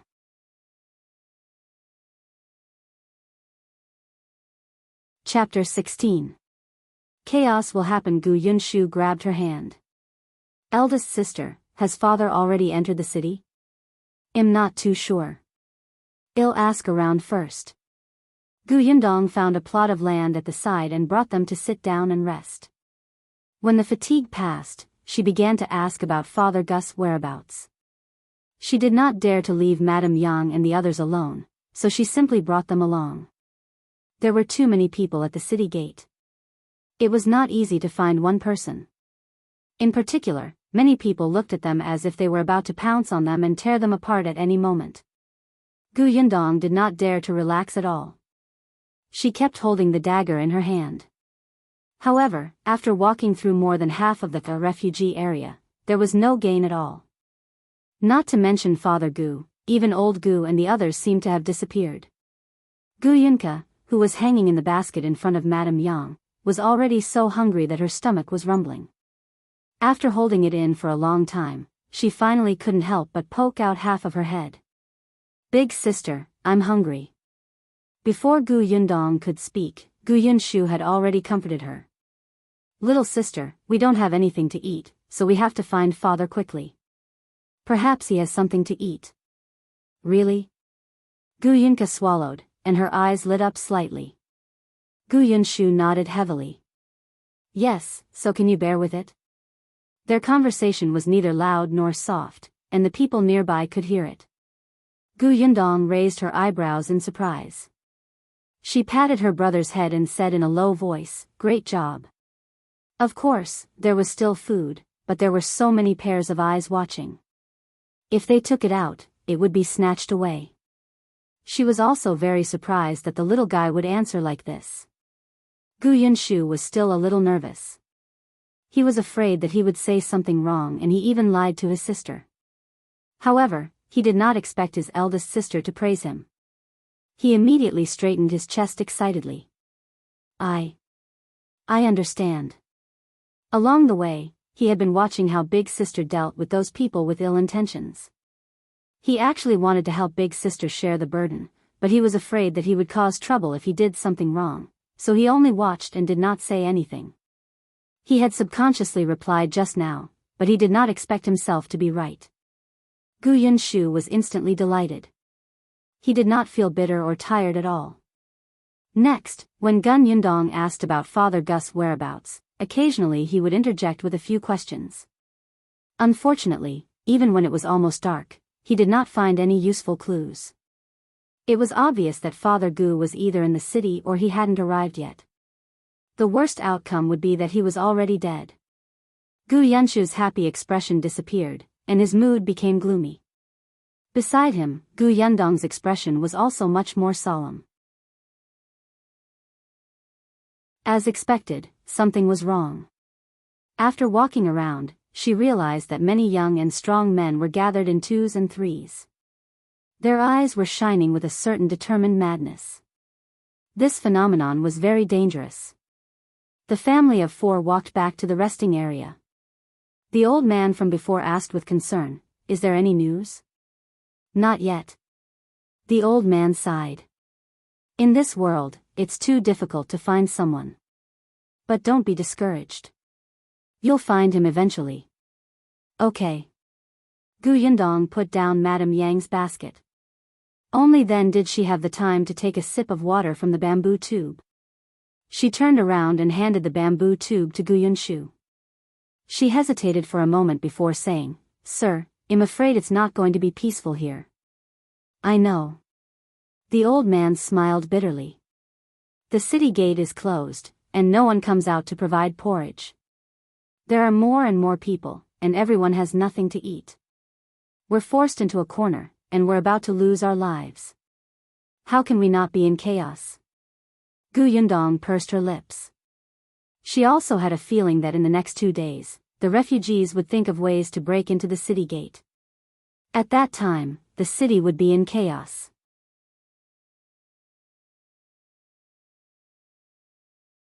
Chapter 17. Have to leave here, sir, aren't you leaving? Gu Yundong had originally planned to think of a way to enter the city, but now it seemed that it would not work. She might have the ability to protect herself alone, but Gu Yunshu and the other two beside her did not have the ability to protect themselves.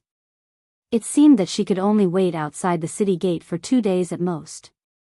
If there was still no news of Father Gu, she would have to leave. The old man looked up at the sky. "I want to leave too, but I ran out of food on the way here. 2 days ago, I still had porridge to eat. Today, I don't know if my son can find any wild vegetables. If he can't, I can only starve. It doesn't matter. Anyway, that old woman of mine has left already. I'm old and won't live for long. It's not a big deal even if there is chaos." Only then did Gu Yundong learn that this old man's family had escaped from their hometown. On the way, his wife and daughter-in-law had starved to death in order to save them a mouthful of food. Now, only the old man, his son, and his 16-year-old grandson were left. Now, his son and grandson were looking for food outside. However, it was already so late and they had yet to return. He did not know if they had found anything. "Girl, if you can leave, leave. Don't think that so many people here are all just waiting for death. Most of them are looking forward to this chaos. As long as the city is in chaos and the city gate opens, they can enter the city. They might even have food to eat and won't starve to death." They were at the end of their rope. Even if they knew that this was a matter of possibly losing their heads, they still wanted to give it a try. Gu Yundong fell silent. After a while, she led Madame Yang and the other two to the side and sat down. After a while, she turned her head and met Gu Yunshu's puzzled gaze. She said softly, "Yunshu, let's wait another day. Regardless of whether we hear from father or not, we have to leave then." "Is it because a fight is about to break out here?" He had heard the old man's words. "That's right." Gu Yunshu lowered his head with a lonely expression. He wiped his eyes fiercely with the back of his hand. After a while, he said in a choked voice, "I'll listen to big sister. You're a good boy. I know we're still young and can't run fast. If we fight, well, drag eldest sister down. Then, let's wait until there's no more fighting here before looking for father, okay?" Gu Yunshu was really very sensible. Gu Yundong had actually seen many brats before. For example, Fu Lanji was a few years older than Gu Yunshu, but she had a bad personality. Gu Yundong felt really awkward about such a sensible and obedient child. She felt like spoiling him. This kind of emotion had never happened before to her, but during this period of time, after interacting with the Gu siblings, it often appeared and occupied her heart. These two children were growing on her. Gu Yundong took a deep breath and nodded. "All right, I promise you." Gu Yunshu tried his best to smile. "I'll grow up quickly." Eldest sister. Gu Yunka was still young. She felt that eldest sister and second brother's explanation was too complicated. She did not understand. She only tilted her head and asked curiously, "You're not looking for father anymore?" "But Kiki's stomach is so hungry. Didn't they say that they could eat after finding their father?" Gu Yundong pinched her tender face. This little thing was a little foodie. She could eat anything that was given to her. In her dreams at night, the content was all about food. It was also strange. In the past, when she was at the Gu family, Madame Zhao had never given her a full meal. How could she hold back and not say anything?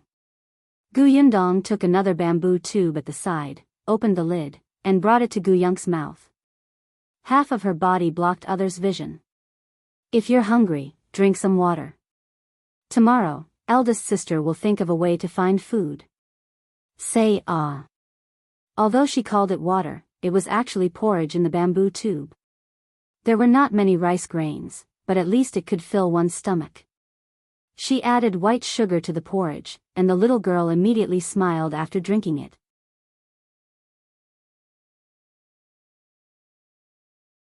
Chapter 18. The bamboo basket is heavy. There was not much porridge in the bamboo tube. It was only enough for everyone to drink 2 mouthfuls, but at least it was enough to put something in their stomachs. The sky was already completely dark. As usual, Gu Yundong sat at the side and guarded everyone. There were too many people at the city gate, so she did not dare to let her guard down. The night was still illuminated by the faint flames. There were also many faint sounds. In the distance, there were faint cries. In this place, there were still people who starved to death and worked themselves to death every day. There were also robberies and fights. No wonder it was chaotic. If the magistrate officials in the city did not think of a way to solve the problem, the small chaos would eventually cause a huge disaster. "Girl?" Just as she was thinking, a familiar voice suddenly sounded in her ear. Gu Yundong's expression suddenly tightened. She saw a staggering figure walking over. When he got closer, she saw that it was the old man surnamed Yu who had spoken to her previously. Gu Yundong quickly stood up. "Sir, what's the matter?" "Girl." Old man Yu walked closer and lowered his voice. He said anxiously, "If you can leave, leave quickly. My son and grandson are back. They just brought back news that those people might attack tomorrow morning. I don't know what they will do. When the time comes, you won't be able to escape with your younger siblings." Gu Yundong was stunned. She felt that it might be chaotic in the next 2 days, but she did not expect it to happen so quickly. "What about you, sir?" Old man Yu smiled bitterly. My son said that we shouldn't get involved in such matters. When the time comes, well, hide far away. As for the future, well, take it one step at a time. All right, girl, leave quickly. Don't delay. Gu Yundong nodded and squatted down to wake Madame Yang up. She directly asked Madame Yang to carry Gu Yunshu while she carried Gu Yunka. They did not have many things. They basically placed them in the baskets on their backs and could leave after taking them. Gu Yundong also realized that a few families were quietly preparing to leave not far away. It seemed that they had received the news and did not want to get involved. Madame Yang was still in a daze, but at least she was obedient. When her daughter asked her to leave, she immediately followed. The few of them passed by the place where old man Yu was resting. Gu Yundong saw his equally skinny son and grandson. The two of them were quite friendly to her and nodded slightly. Gu Yundong also nodded. However, she paused when she reached the place where they had placed their bamboo baskets before leaving. Old man Yu sent them off. This place is close to Wanqing province. Be careful on the way. Take care too. After a pause, she added, go back and take a look at your bamboo basket. Gu Yundong's movements were light, but her footsteps were hurried. However, she did head towards the Wanqing province that old man Yu had mentioned. When eldest master Yu could not see her, she turned around and walked in the direction of Shuanhe province, which was a little further away. If this place was in chaos, many people would definitely escape to Wanqing province. The chaos here might even affect the other side. She had food on hand. No matter where she went, she would not starve to death on the way. It was safer to go to a safer place. Shuanhe Prefecture was her first choice at the moment. Old man Yu waited until they could no longer be seen before turning around to go back. His son came over and helped him sit down. Is that family the people father mentioned earlier? I really can't tell that they have the ability to escape to this place. That girl is ruthless. I admire her for her strength, just like when your mother was young. Old man Yu wiped his eyes and chuckled. Let's go and hide in the mountains. Okay. Old man Yes' son asked his own son to support his father while he carried the bamboo basket. Uncle Yu was stunned that he did not carry it on his back successfully the first time. Strange, why is this bamboo basket so heavy?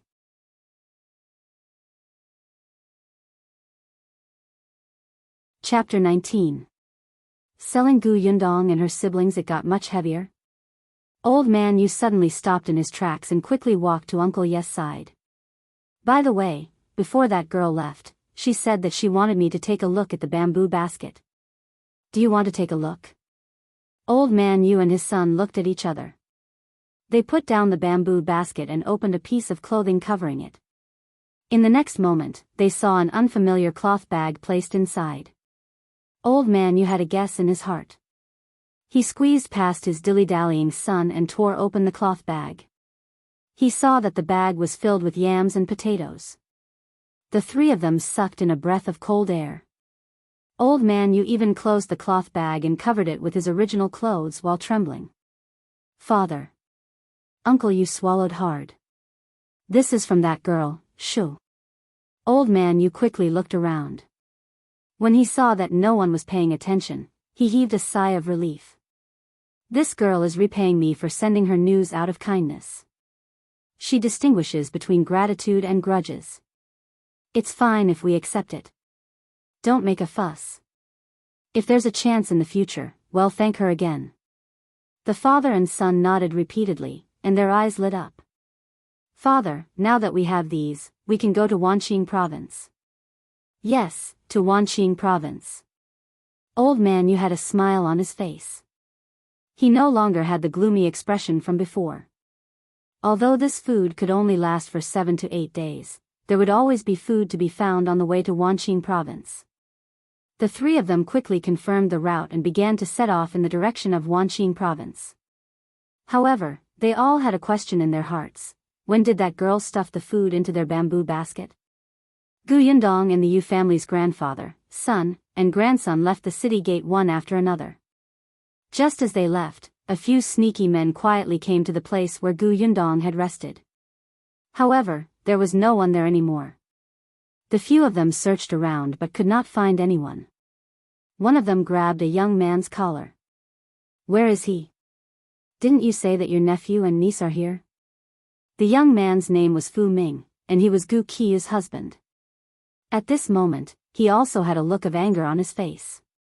However, when he faced the fierce man, he immediately said obsequiously, "Master Qian, I'm not lying to you. They were really here.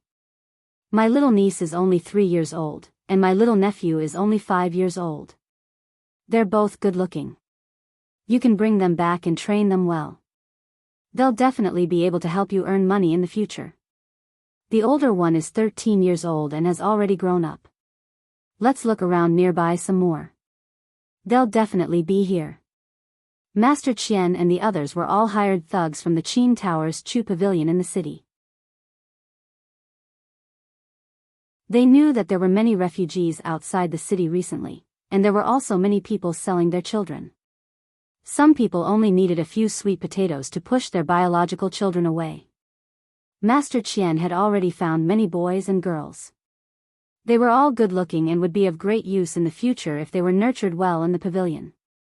After Fu Ming found out about this person, he listened to Gu Chuyue and thought of selling his nephew and niece so that Master Qian could bring his family into the city. His nephew and nieces were all good-looking, and there were 3 of them. They were enough. Master Qian said that they had to have a clear background. If they didn't have a backer, it would be best if they came out of a poor ditch and were the type who could die without anyone caring. They didn't want to have endless trouble in the future. Wouldn't Gu Yundong and her brother and sister fit the bill perfectly? So what if Gu Yundong had a dagger in her hand? That was just to scare people. When she met people like Master Qian, she could only be at the mercy of others. But now, where was she? Could it be that she had received the news in advance? As he was thinking, he saw Gu Chuyue running over hurriedly. "I saw Gu Yundong and the rest walking in that direction. Hurry up and chase after them."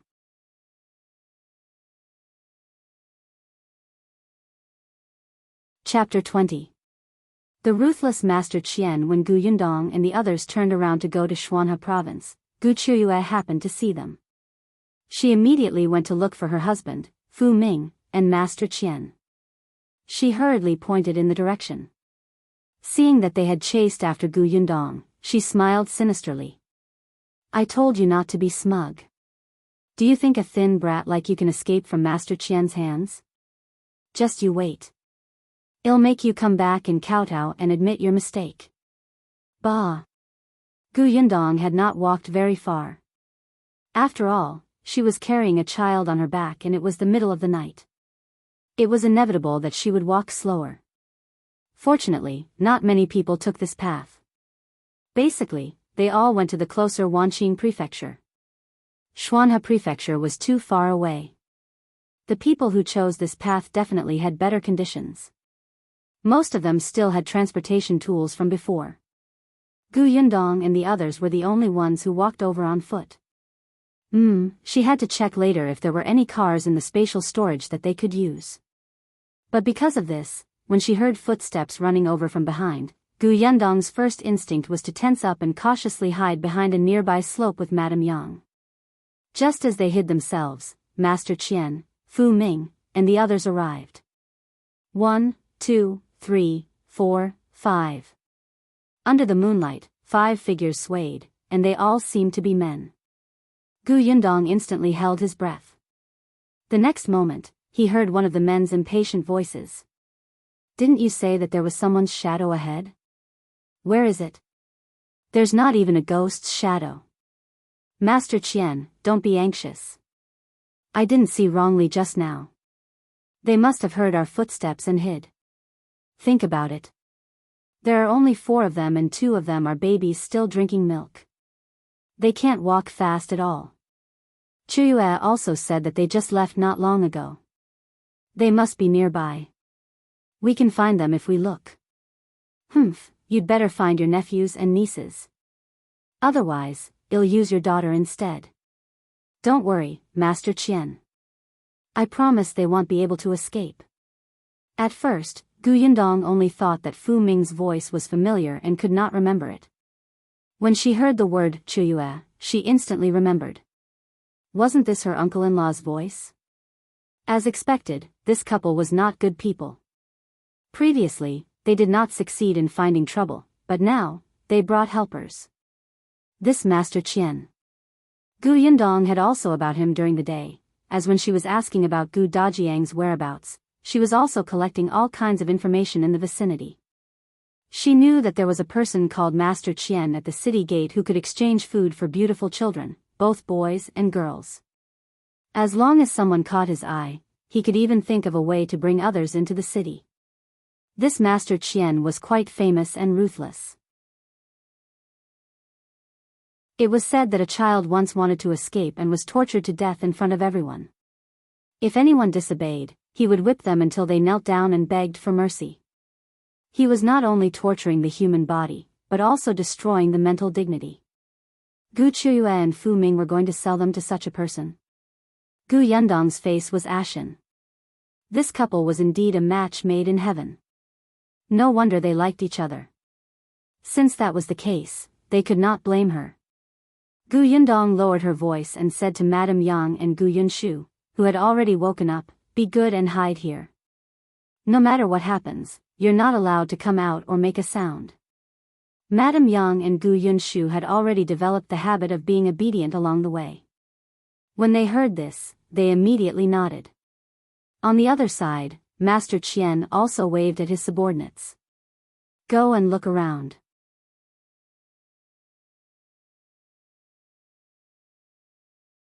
Chapter 21.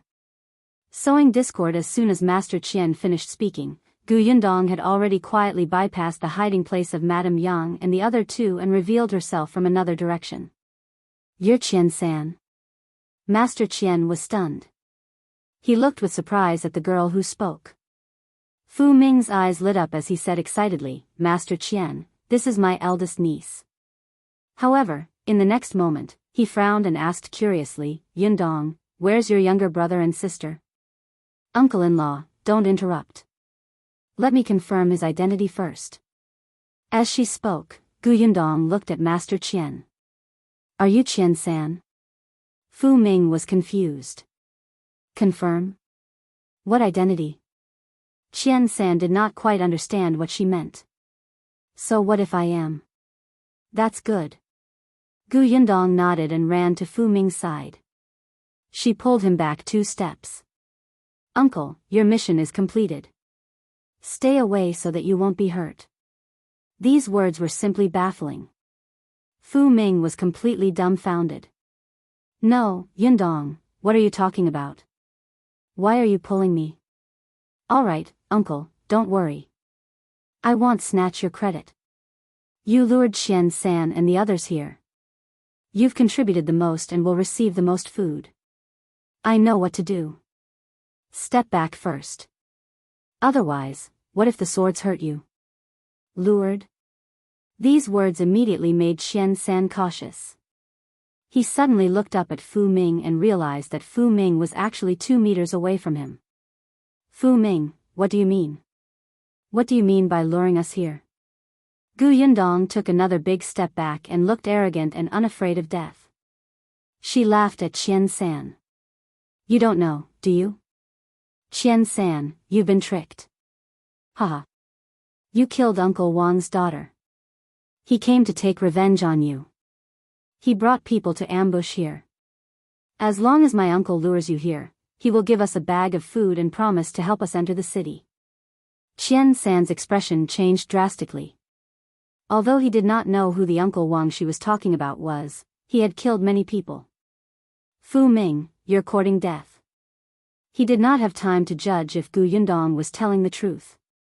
He immediately waved at his 3 subordinates. "Capture them." Gu Yindong turned around and ran. As she ran, she shouted at a dark corner, "Uncle Wang, hurry up and do it." When she shouted, Qian-san and the others subconsciously stopped in their tracks and turned to look for the so-called Uncle Wang. The corners of Gu Yindong's mouth curled up slightly. She took this opportunity to turn around abruptly. The crossbow bolt hidden in her sleeve shot out with a whoosh and hit Qian San's forehead. Huh! Qian San made a sound and fell straight back. Ah! Fu Ming screamed and looked at Master Qian, who was lying on the ground with his eyes wide open in shock. He did not even dare to breathe. The others were also stunned. In the next moment, another crossbow bolt shot over, but this time, it missed. However, even so, the other 3 thugs were so frightened that they panicked, especially when they saw their boss die with grievances. They immediately couldn't care less and scrambled away. Fu Ming also shouted and ran. He was no longer in the mood to catch Gu Yundong. Gu Yundong pursed her lips. Seeing that their footsteps had disappeared, she picked up the crossbow on the ground. The position was not good, and the crossbow bolt could only hit the ground to deter them. She did not need to care about Fu Ming's family. If Qian San died, his 3 subordinates would not let them off. Gu Yundong sneered and began to plunder Qian San's belongings. This person did not bring anything with him. She only found a money bag from him. There were 20 taels of silver inside. Very well, the money was hers now. Gu Yundong put it away in satisfaction. When she got up again, she heard a commotion at the city gate. As expected, they started fighting.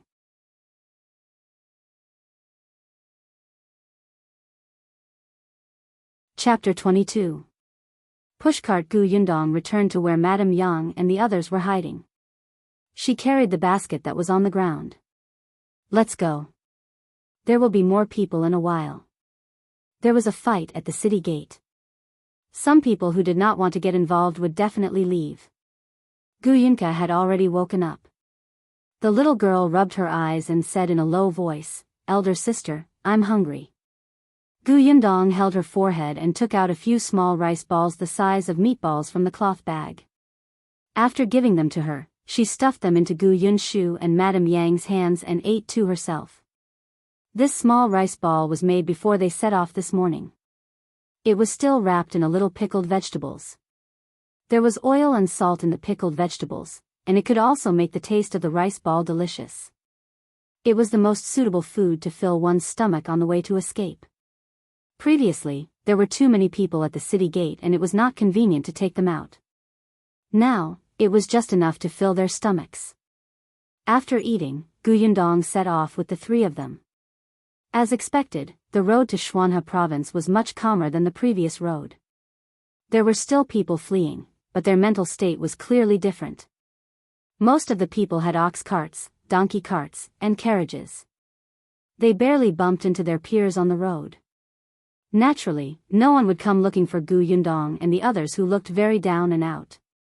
After walking for a few days, Gu Yundong finally found a pushcart in her spatial storage.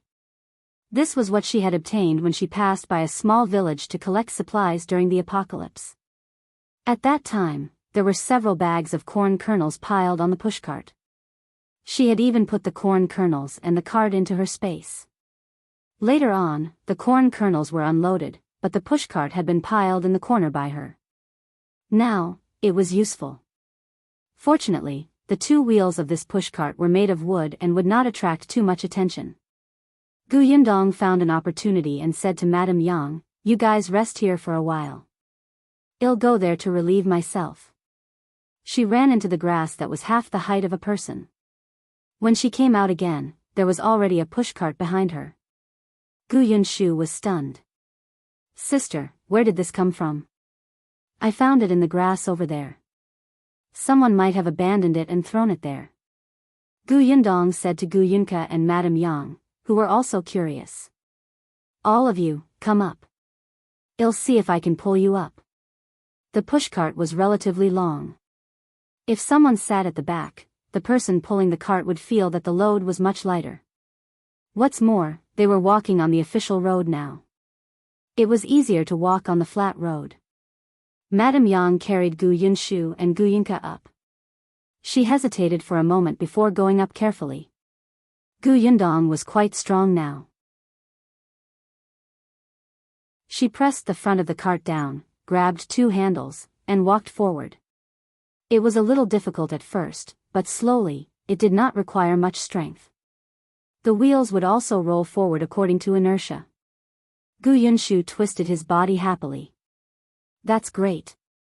With this cart, mother and eldest sister won't have to work so hard to carry me and little sister. I can lie down.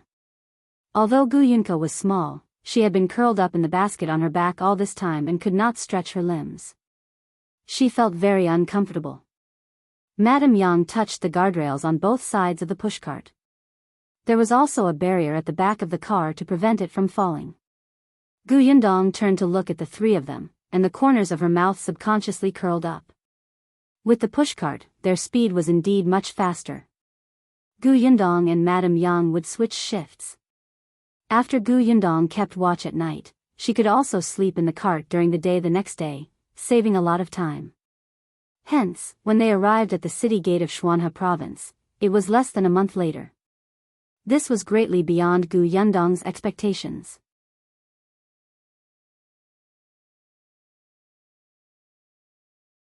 Chapter 23. Conditions to enter the city. There were also many people outside the city gate of Xuanhe Prefecture. However, unlike Qingan Prefecture, the people outside the city gate were in a much better state. Moreover, there were two sheds not far away. The servants of the big families in the city were giving free porridge.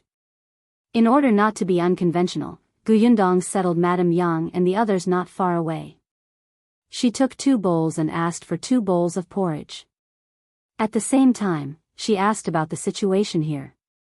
However, an auntie said to her, "It's not easy for you to enter the city. I heard that the magistrate is worried that too many refugees entering the city will cause chaos, so you have to have certain conditions to enter the city." What conditions? A girl around her age sized her up and laughed. It's useless even if I say it. You definitely won't be able to meet the conditions. Gu Yundong ignored her and asked the aunt, "Go ahead." They said that not only does one have to have a household registration certificate to enter the city, but every person also has to pay 5 taels of silver. 5 taels?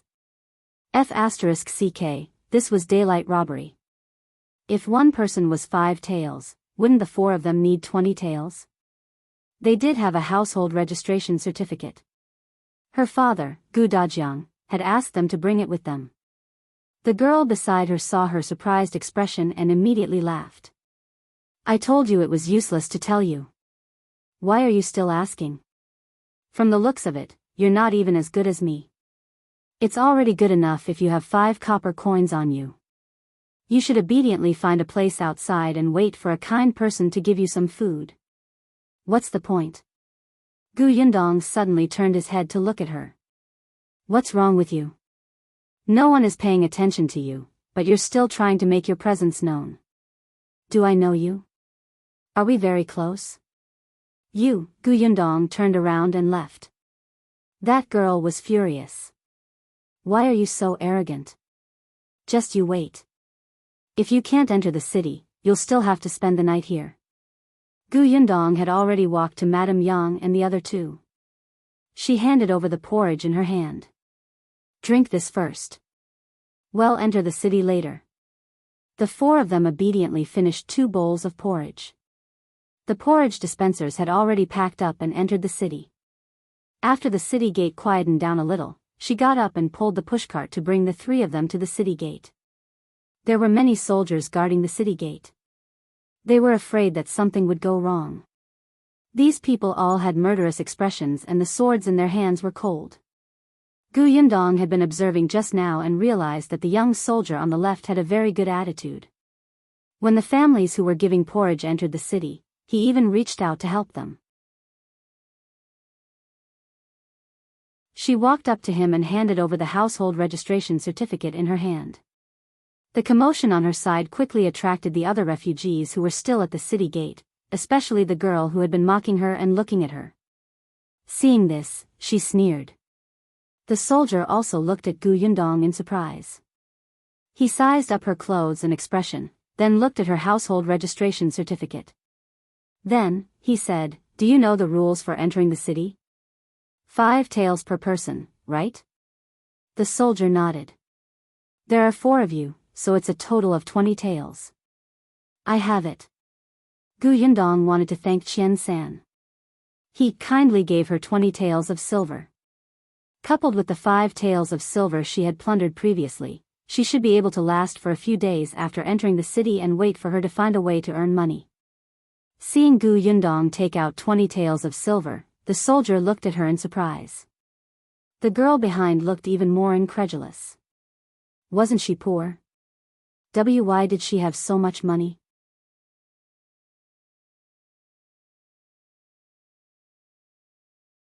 Chapter 24. Renting a house. Gu Yundong was actually very heartbroken. 20 taels of silver was a huge sum of money for her now. Now, they were just entering the city gate, but they actually had to hand them all over. This was simply robbery. The soldier took the silver and looked at her again. Follow me. He turned around and brought her to the side to register. When everything was done, Gu Yundong stood at the city gate before she slowly exhaled. Madame Yang and the other 2 who were standing beside her also imitated her and exhaled in unison. Their relieved expressions were exactly the same, making the soldier who had been standing beside them unable to help but laugh. Only when Gu Yundong looked over did he cough lightly and advise her, remember to keep a low profile after entering the city. Don't get into conflicts with anyone. There are many refugees in the city now. If you cause trouble, they will definitely arrest you first. There's nothing we can do about it. Actually, he was not considered a soldier. His surname was Nye, and the prefectural governor was his uncle. For some reason, he was temporarily summoned here to help guard the city gate for 2 days. A few days ago, the prefectural governor had received news that there was a riot in Jianghu prefecture. Refugees had broken into the city to burn, kill, and plunder. They had killed 2 officials, and the city asked for reinforcements. Commander Zhao personally led the troops to Jianghu prefecture city to quell the chaos. This news spread like wildfire in their Shuana prefecture, causing the citizens in the city to not have a good impression of the refugees. Only then did the prefectural governor set the conditions for each person to enter the city to pay 5 taels per person. It was not to the extent of blocking all the refugees outside, which would cause others to see no hope and take a risk. However, at the same time, he filtered out the group of refugees who had poor conditions and would cause a burden in the city. He also persuaded the big families in the city to go out of the city to provide porridge to stabilize the refugees. This method was quite effective. Just look at the people outside the city. They did not cause trouble and did not add much burden for the city. Gu Yundong only nodded when she heard that. Naturally, she would not take the initiative to cause trouble. However, if others thought that they, with only children and a mother, were easy to bully, they could not blame her. However, she was not familiar with the city yet. This soldier seemed to be quite easy to talk to, so she asked a few more questions. Do you know which inn in the city is cheap and safe? Niet Song looked at her strangely. She actually wanted to stay in an inn? She still had money on her? He couldn't tell. Except. Don't even think about an inn. Even the most remote place is probably full now. Then are there houses for rent? Niet Song smiled. Of course, but a refugee injured someone not long ago. Everyone is very vigilant, so, Gu Yundong understood. People would not want to rent to refugees like her. That would be difficult. She thought that she could finally rest after entering the city. She did not expect that there was not even a place to sleep. She might as well stay outside the city then. Gu Yunshu and Gu Yunka looked up at her. The 2 little guys also looked worried. For some reason, Niet Song couldn't help but want to laugh when he saw them. After hesitating for a while, he finally said, if you really want to find a place to stay, I have a place here. My aunt's house has an empty room. She lives alone. Coincidentally, you don't have an adult man, so it's convenient for you to stay there. It's just that the rent is a little expensive, and you have to deposit your household registration certificate with me. Is that okay?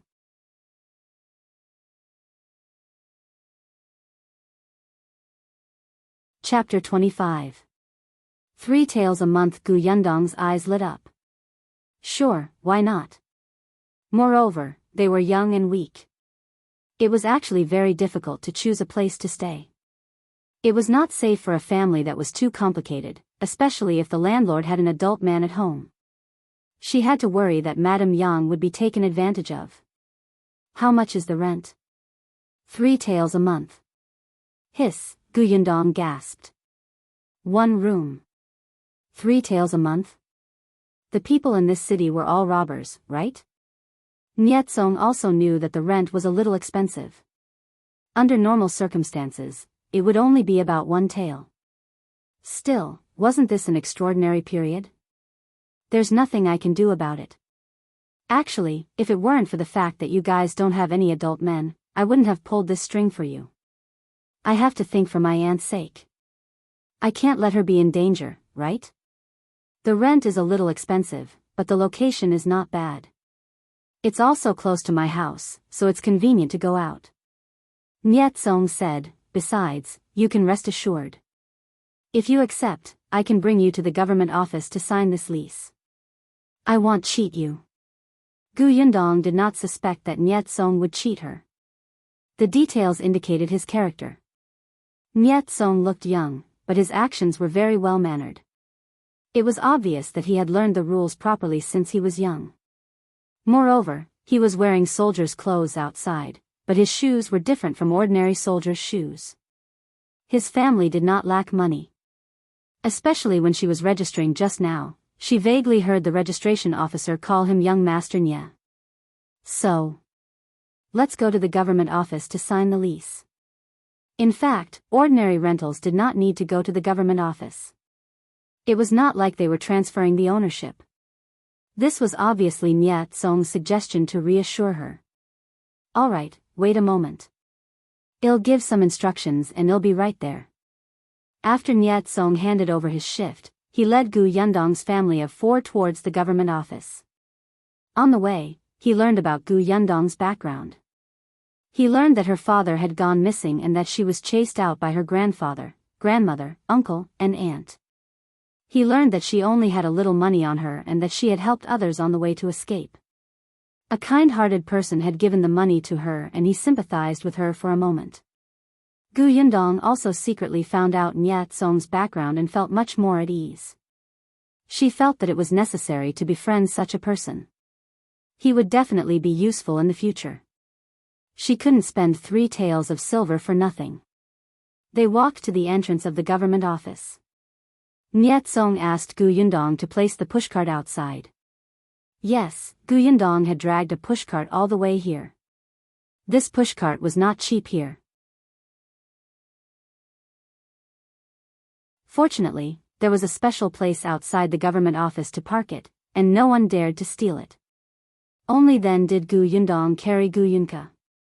Madame Yang carried Gu Yunshu and followed Nyetsong in. The lease was quickly written and stamped. Nyetsong led her out again to take them to his aunt's house. He had been busy with everything along the way. No matter how well-mannered he was, he could not have done all this just for her. Gu Yundong knew that Nyetsong must have other motives. She was also direct. She stood at the entrance of the yamen and asked, "Young Master Nye, if there's anything you need my help with, you can just say it." Nyetsong was stunned and a little embarrassed. "You can tell? If young Master Nye waits until everything is done, aren't you afraid that I won't agree?" Actually, it's not anything major." It's just..." Before he could say anything, a noisy commotion suddenly came from not far away.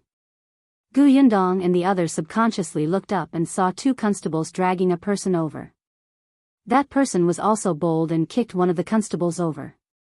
Gu Yundong looked at him in surprise. That person happened to look over as well. Their eyes met and Gu Yundong suddenly narrowed her eyes.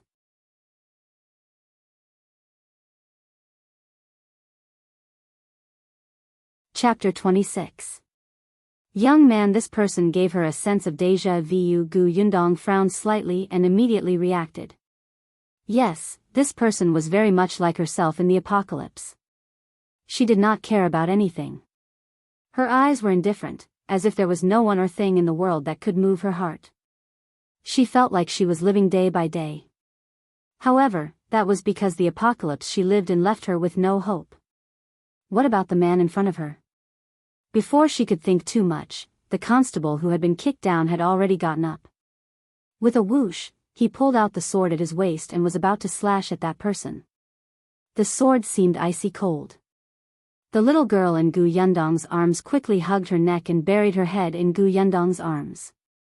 Seeing this, Nye Tsong thought that she was afraid and immediately stopped the constable. Stop. The constable barely stopped in time and turned around. When he saw that it was him, he hurriedly went forward and smiled obsequiously. Young Master Nye, it's you. What are you doing? Why are you fighting and killing at the entrance of the government office? How unseemly is that, the constable immediately explained indignantly. Sigh, young Master Nye, it's not that I want to attack him. It's just that this person has committed a heinous crime and still resisted arrest. Look, he actually dared to kick me just now. What did he do? Someone came to report that this person is the leader of the refugees in Qingan Prefecture. We brought him back for interrogation. Nye Tsong was stunned. There was a riot in Qingan Prefecture, and Commander Zhao had led his troops to support the suppression. It was said that the leader who had broken into the local government office and killed the prefectural governor had not been caught. It was very likely that he had fled to the nearby prefecture city. Recently, their Xuanhe prefecture had also been heavily guarded. They patrolled day and night, afraid that this person would cause trouble here. However, according to his understanding, the leader was a middle-aged man in his 30s or 40s, and the person in front of him looked to be a youth who was not even 20 years old. As expected, the young man denied it expressionlessly. "I'm not him." The constable chuckled. "You're not him? Look at the portrait on this warrant. This is you." He held a piece of paper with a portrait of a person on it. He stretched it out and almost hit the young man's face. Nye Tsong also took it and looked at it. He could not help but sigh secretly. Gu Yundong glanced at it and the corners of her mouth twitched. Weren't the character drawings of this era too abstract? It would be strange if they could catch the criminal with such an arrest warrant. However, even if this person was that realistic, he was still miles away from the young man in front of him. These two constables were obviously lying through their teeth and making things difficult for the youth. Gu Yundong knew that many constables nowadays relied on extortion to survive, but it was also very chilling to be so blatant about it. Nye Tsong frowned as well. He glanced at the young man and threw the wanted order at the constable's face. "How is it similar? Hurry up and let him go. If we arrest people randomly like you, won't we let the real murderer off?" The constable was a little unhappy. "But we received a report. Do you believe anyone who comes to report the case? I think the person who should be arrested the most is the person who reported the case. He even dares to lie through his teeth with a wanted order. It's a waste of time to come to the government office to report a case like this. He's simply detestable. Hurry up and let him go." Nye Tsong's identity obviously made the two constables very afraid. After the two of them looked at each other, they finally untied the young man unwillingly. Go, hurry and get out of here." The young man pursed his lips, glanced at Nye Tsong, and turned to leave. From the beginning to the end, he did not say much. In the end, he did not even say thanks.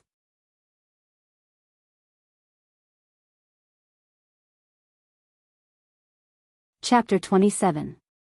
Tying someone up. Nye Tsong also felt that this was a strange person. He vaguely regretted letting him go without asking anything. Perhaps he was really a dangerous person. However, he was already far away. It was too late for him to say anything. He shook his head and smiled again.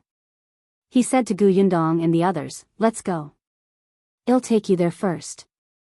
"Okay." Gu Yundong pulled up the pushcart again and followed behind Nye Kong. She continued the topic that had been interrupted. "You said that you wanted me to help you with something. What is it?" "Ahem." Speaking of this, Niet Song could not help but cough lightly. It's like this. My aunt likes children, especially good-looking children. Seeing that Gu Yundong was frowning and seemed to have misunderstood, he quickly got to the point. I want your younger siblings to chat with my aunt when they're free. Gu Yundong could not understand his train of thought. That's it? Well, actually, it's mainly because my aunt is a little talkative. She won't stop for an hour. Niet Song was also very helpless. There are many children near her house, but you know that a 4 or 5-year-old kid can't stand to listen to others. After a long time, people will avoid my aunt when they see her. That was indeed quite nagging. Gu Yundong looked down at her younger sister and brother who were walking. It was just accompanying his aunt for a chat. There shouldn't be a problem. Hence, she nodded decisively. No problem. Niet Song was instantly overjoyed. Don't worry, my aunt is a good person. She was a good person, yet the rent was so expensive. If only she could reduce the rent by chatting with her. The few of them chatted as they turned into an alley. Not long after, they stopped in front of a house. Niet Song pushed the door open and entered first. Gu Yundong waited at the door with her younger brother and sister. Only then did Gu Yunshu find an opportunity. He reached out and tugged at his sister's sleeve. He asked softly, Sister, do I have to chat with her? Then what should I say? You can listen to what she has to say. Gu Yundong squatted down and took out a handkerchief to wipe his face with water. They were already at her door, so they naturally had to tidy up. After you listen to her, you can tell eldest sister about it later. Of course, you can also ask her questions. Any questions are fine. Gu Yundong did not know much about Xuanhe Prefecture. They happened to meet a local old lady who liked to chat. Wasn't that the best source of information? She could everything that she should pay attention to along with useless gossip. Gu Yunshu nodded, not fully understanding. On the other side, Gu Yunka had already stretched her little head over. Eldest sister, wipe me too. You shameless little girl. Gu Yundong tapped her little nose. You have to chat with older brother and old madam too, understand? I'll accompany big sister. She liked big sister more, and she didn't want to accompany her brother. If you're obedient, I'll make you something delicious later. Gu Yunka immediately grabbed Gu Yunshu's hand. I'll be obedient. Gu Yundong felt that sooner or later, she would be abducted by someone with food. She was too easy to convince. Just as she was thinking about it, she suddenly heard a shout. It seemed to be coming from the entrance of the alley. She did not know what had happened. Gu Yundong could not really care about this matter right now. She quickly asked Madame Yang to bring the 2 children through the door. After closing the door, she walked cautiously towards the alley. There was a big tree at the entrance of the alley. At this moment, there was a circle of people under the tree, pointing at the middle and saying something. She stood on a rock and looked inside. She was stunned. Wasn't that the young man she had seen at the entrance of the government office? Was he tying someone up?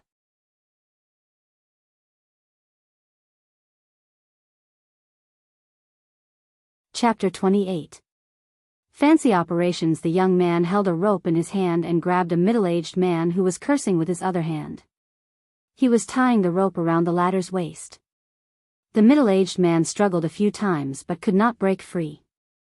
He cursed in a really unsightly manner, "You little B*****, mongrel. You have a mother but no mother raised you. Hurry up and let go, or I'll break your legs. How dare a bastard from the countryside be arrogant in this prefecture city? Be careful not to die without knowing how. Kid, remember this. Let go quickly." Halfway through tying him up, the young man suddenly punched him in the stomach. Ugh! The middle-aged man bent over and groaned in pain.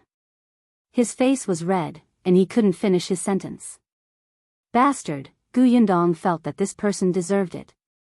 He could not see the situation clearly at a time like this. Someone at the side was curious and asked what was going on. An onlooker seemed to know the inside story and said softly, Shopkeeper Pan deserves it. He's stingy and vengeful. You know how his shop needed to be renovated some time ago and he hired this kid to help with the work. In the end, many refugees have come to look for work these days. As long as they get meals to eat, they don't even ask for money. Shopkeeper Pan wants to chase this kid away to hire refugees. If you want him to leave, so be it. He has to at least settle his previous salary, right? What? Shopkeeper Pan wanted to go back on his word to pay him? Not only that, he even found an excuse to say that he did not do a good job and wanted to ask for compensation instead. However, this kid is not easy to bully. He forced Shopkeeper Pan to take out the money. However, before he left, Shopkeeper Pan went to the government office to report a case. He said that this kid was the leader of the riot in Jianghu Prefecture previously and got someone to arrest him. This is too immoral. The onlookers shook their heads in surprise. Was this really a way to behave? Who didn't know what the constables in the government office were like? Wouldn't anyone be skinned alive if they were arrested? Isn't he wicked? This kid is just lucky. The constables released him not long after bringing him back. Wouldn't he obviously have to settle scores with Shopkeeper Pan? As soon as he finished speaking, the young man had already tied Shopkeeper Pan up. The rope was suddenly thrown around the tree trunk above his head and pressed down. Shopkeeper Pan screamed like a pig being slaughtered. He was already hanging in midair and swaying left and right. There was a hard limestone slab below. If the rope broke and he fell, how could his old arms and legs withstand it? He finally began to beg for mercy. "Ching boy, I was wrong. Put me down quickly. I'm dizzy. If you want money, I'll give it to you. How about 10 copper coins? I'll give it to you if you put me down." Pfft, someone laughed and looked at Shopkeeper Pan gloatingly. How generous. 10 copper coins. You sent him to the government office. Shopkeeper Pan's face was ashen, but he could not see who was speaking from his position. The young man ignored him. He watched as Shopkeeper Pan was hung 2 meters high before stopping. Then, he wrapped the rope around the tree trunk twice and tied it tightly before finally clapping his hands, as if he admired his masterpiece. The onlookers pointed at him even more. It was probably because Shopkeeper Pan was not popular usually, but no one went forward to help put him down, nor did anyone plead for leniency. Shopkeeper Pan felt that he had lost all his face today. Wait and see. If he didn't break the youth's legs when he came down, his surname wouldn't be Pan. However, he soon realized that he did not have such an opportunity.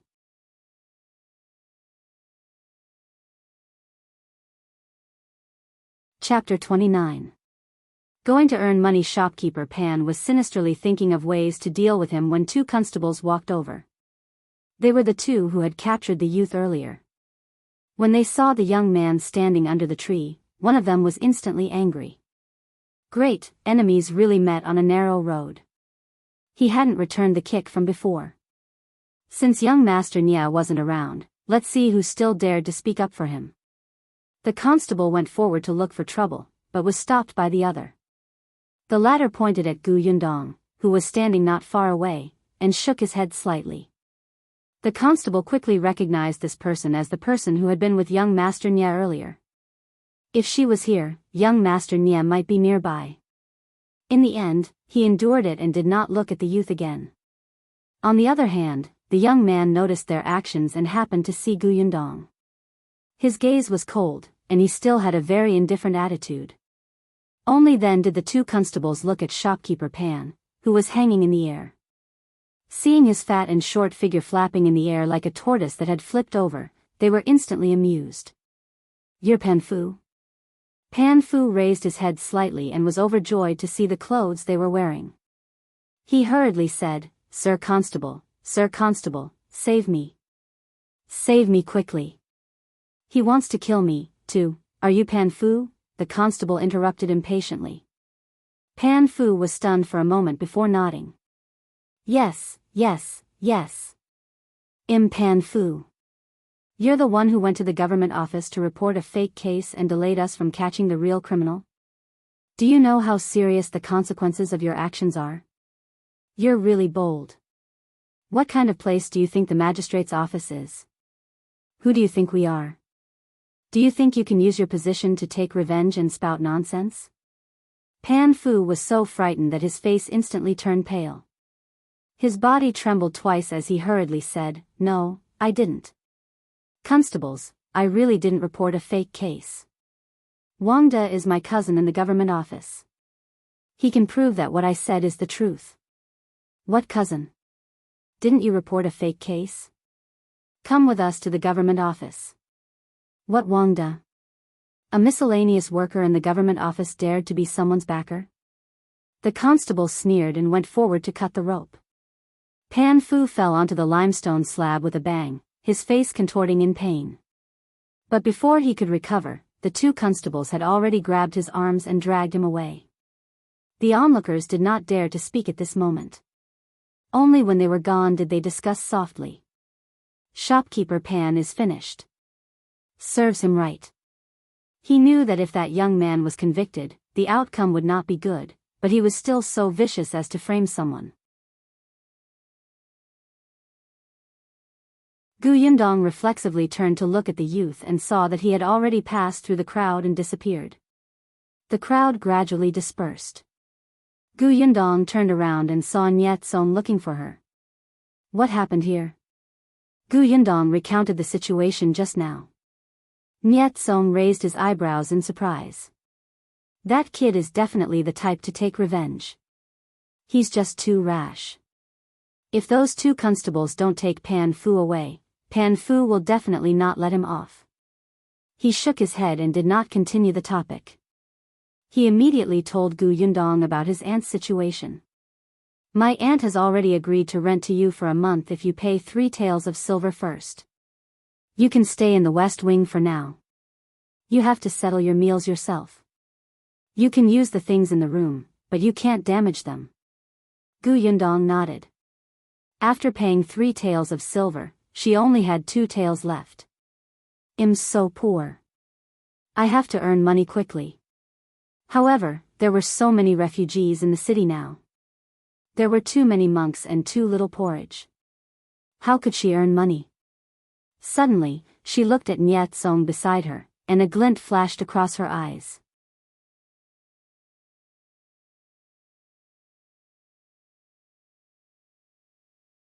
Chapter 30. Help. Niet Song felt his scalp tingle under her gaze. He felt like he was being targeted. Sure enough, Gu Yindong stood still and asked him, "Are you very eager to catch the criminal who led the rebellion in Qingan Prefecture?" "Of course." Niet Song nodded affirmatively. At this point, his expression could not help but become a little serious. This person is not a refugee at all. He's a bandit pretending to be a refugee. He deliberately incited the people to break into the city gate and took the opportunity to kill and earn money. He's guilty of a heinous crime. When he escaped after that, it was said that he even harmed the nearby villages. It's very likely that he came to our Shuanha province. If we don't catch this person as soon as possible, I'm afraid more people will suffer." Gu Yindong was not a hero who enforced justice on behalf of the heavens. She would not have the strong desire to get rid of evil like Niet Song did. At the moment, she could only take care of her small family. She only wanted to earn some money to use. Therefore, she said very calmly, "If I help you capture criminals, will I be rewarded?" Niet Song was stunned. "Help? How can you help? Will there be a reward?" Niet Song's lips could not help but twitch. "Yes." "How much?" "That depends on how much help you can provide." Niet Song was a little suspicious. He thought that she had also been escaping from the drought. Could it be that she had seen that person or knew where that person had appeared? But Gu Yundong quickly disproved his idea. "Someone in your government office should have seen the criminal's appearance, right?" "Yes, a squad under Commander Zhao that went to Qingan Prefecture happened to face that person head-on, but unfortunately, he escaped." "Then find a soldier that has seen him and describe the criminal. I'll draw him for you." Niet Song immediately lost interest. He thought it was something else. Just drawing a portrait? There were many wanted posters posted at the city gate. They were all drawn by the best painters in the city according to the oral description. There were many of the posters, and she did not need to draw them. Gu Yundong knew what he was thinking just by looking at his expression. She raised her eyebrows. Touch your conscience and tell me. Do you think you can match the portrait on your wanted poster with the real person standing in front of you? Of course, I also know that you didn't arrest the criminal just because of the portrait. But you saw the situation of the young man being arrested today. Shopkeeper Pan is definitely not the only one who wants to use his position to take revenge on a fake case. After that, you can completely use the excuse of, this person looks similar to the portrait to avoid it. Isn't this causing trouble for you and wasting time and energy? Believe me, I can save you half the effort. Niet Song felt that what she said was wrong. Ordinary people were afraid of entering the government office. After all, there were very few people like shopkeeper Pan who did not know the immensity of heaven and earth and thought that they had a backer. However, he felt that what she said made sense. Although it was rare, wasn't there still some cases? After some thought, Niet Song saw how confident she was and said conservatively, if you want to try, then try. However, you can't go to the government office. Let's draw it in private and take a look. If it doesn't work, pretend that nothing happened. Okay. Niet Song said that he would not go to his aunt's house. He was afraid of annoying her, so he went to a tea house not far away. Gu Yundong was worried about Madame Yang and the other two. She wanted to see Niet Song's aunt first. Hence, the two of them returned to the small courtyard first. When they entered, they happened to hear his aunt and Madame Yang talking. Get some water to wash up first. You guys are disheveled. Those who don't know better will think that a beggar has entered our house. Do you have clean clothes? If not, I'll go next door to borrow them for you. However, I have to tell you guys that you can't ruin the clothes, or you'll have to pay. Oh my, these two little darlings.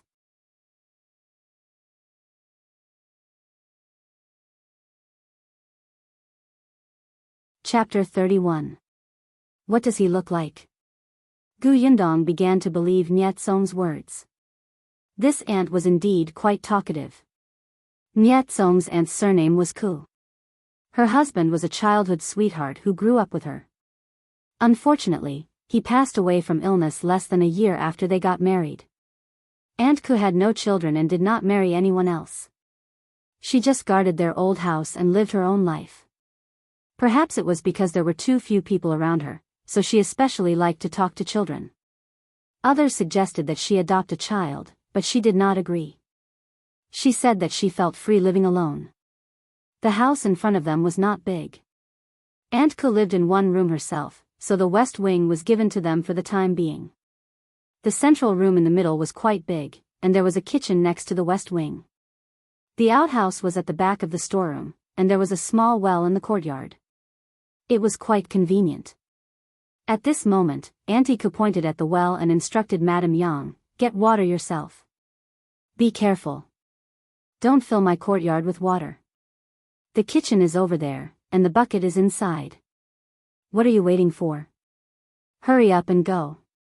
Madame Yang couldn't help but hold the two children's hands and take a step back. She didn't know Auntie Ku and only felt that the other party spoke very quickly. It was difficult for her to even understand, so how could she move? Just as she was at a loss as to whether to run away, she saw Gu Yundong enter. Madame Yang hurriedly ran behind her and pointed at Auntie Ku. Dong dong, she talks a lot. Gu Yundong squeezed her hand comfortingly and said in a low voice, Mother, she's Aunt Ku. Well, stay at her house for the time being. She won't hurt us. Get water first and wipe Shu and Kiki's bodies. After washing them, we can sleep on a soft bed. We don't have to travel anymore. We don't have to travel anymore? Madame Yang couldn't help but be happy. Gu Yundong nodded at her and watched as Madame Yang excitedly ran to fetch water. Then, she walked to Aunt Ku, who had been sizing her up. Aunt Ku, my name is Gu Yundong. This is 3 taels of silver. I might have to trouble you for the next period of time. My mother's situation is special. If you talk to her too much at once, she will panic. Please don't mind. Aunt Ku was a little surprised. From her words and actions, she did not have the timidity of a country girl at all. She seemed to have seen the world. She took the silver and nodded slightly. You look like a reasonable person. Not bad. As long as your mother can work and take good care of you, and I don't have to do anything, that will be fine. What about you? Niet Song was a little anxious and could not help but interrupt her. Aunt, I still have something that I need Miss Gus help with. Please take care of her family first. I'll buy you a hibiscus cake later. Rascal, hurry up and leave. He must have been annoyed with her for talking too much. Niet Song smiled. Seeing that Gu Yundong had finished talking to Gu Yunshu, he quickly brought her away. He first brought Gu Yundong to the tea house. Gu Yundong was still wearing the clothes she had worn on the escape route. Her face was also dirty. Without him, the tea house would not let her in. After asking her to wait in the private room, Niet Song went to the government office and called over a soldier who had seen the bandits. When he returned, he also brought a whole set of brush, ink, paper, and inkstone. Gu Yundong only took the paper and asked the waiter from the tea house for a charcoal pen.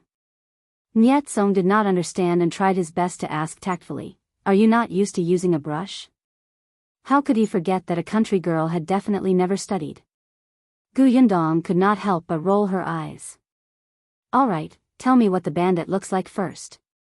Tell me about his eyes, nose, mouth, and face. Try to be as detailed as possible.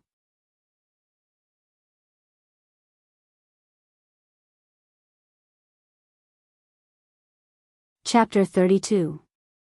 Gu Yundong's ability. On the way here, the soldier had already heard Niet Song tell him what had happened, but he did not expect the person who was going to draw the picture to be a disheveled teenaged girl who looked like a refugee. Just her. She knew how to draw portraits. And she thought that she was better than the painters in Shuana province? Are you kidding me? If Niet Song wasn't here, he would have turned around and left already. Gu Yundong saw that he was sullen and did not speak. She knew that he did not trust her. She tapped the table slightly and asked with a smile, "Could it be that you don't remember what the criminal looked like?" "Who said I don't remember?" The soldier immediately retorted. Then, his eyes were filled with hatred. "That bandit killed my good brother who fought alongside me. I can dream of him every night. I know how many moles there are on his face." "Then tell me." The soldier choked. Niet Song, who was beside him, bumped his arm again. Only then did he clench his fists and say, "His face is a little round, and he looks like an honest person. His eyebrows are rather thick, and they're very black and long. His eyes are not big, and they're long and narrow. His nose is more chubby, and his mouth is a little like mine." Gu Yundong lowered her head and drew with a charcoal pen according to what he said. As she drew, she would ask him from time to time, "Is that so? Or should it be rounder? Are the bags under his eyes deep? What kind of long and narrow is it? Does he have a lot of fat on his chin?" At first, she only drew a rough outline. When she was more or less certain, she took out another piece of white paper and integrated all the facial features that the soldier had mentioned. Gu Yundong was very fast. In no time, she had finished drawing. The soldier had said that he was thirsty and went to drink some tea. When he came back and looked, he spat out a mouthful of tea. "Ah, be careful." Gu Yundong hurriedly moved the paper away and glared at him fiercely. The soldier hurriedly wiped his mouth and eagerly picked up the piece of paper. His eyes widened. Niet Song had taken a few steps back when he dodged the tea the soldier spat out. At this moment, he looked up at his shocked expression and could not help but ask curiously, "What's wrong?" The soldier muttered in disbelief, "Similar, too similar. They're simply too similar." "Is it really that similar? Wasn't that too exaggerated?" Nyat Song shook his head and walked around the table to look from behind him. He was stunned on the spot. The soldier said in disbelief, It's like it's carved out of his face. There's actually such a drawing method. Nyat Song shook his head in surprise. He carefully took it from the soldier's hand and looked at it again and again. He could not help but click his tongue in wonder. Those painters' drawings were also very good, but Nyat Song was not a master of calligraphy and painting. He did not know much about the topic and could not appreciate them. He only knew that the artistic conception was quite beautiful, and the characters were also very beautiful. However, there was still a gap between them and real people. At least, it was not very useful for using those to solve cases. But now, this character drawing seemed to have come alive. And this was only drawn with a charcoal pencil. When he looked up at Gu Yundong again, Nyat Song's gaze changed. Was this Miss Gu really just a country bumpkin who did not know anything? Who taught you how to draw? Gu Yundong also took a sip of water and shrugged. Someone I don't know. He didn't tell me his name.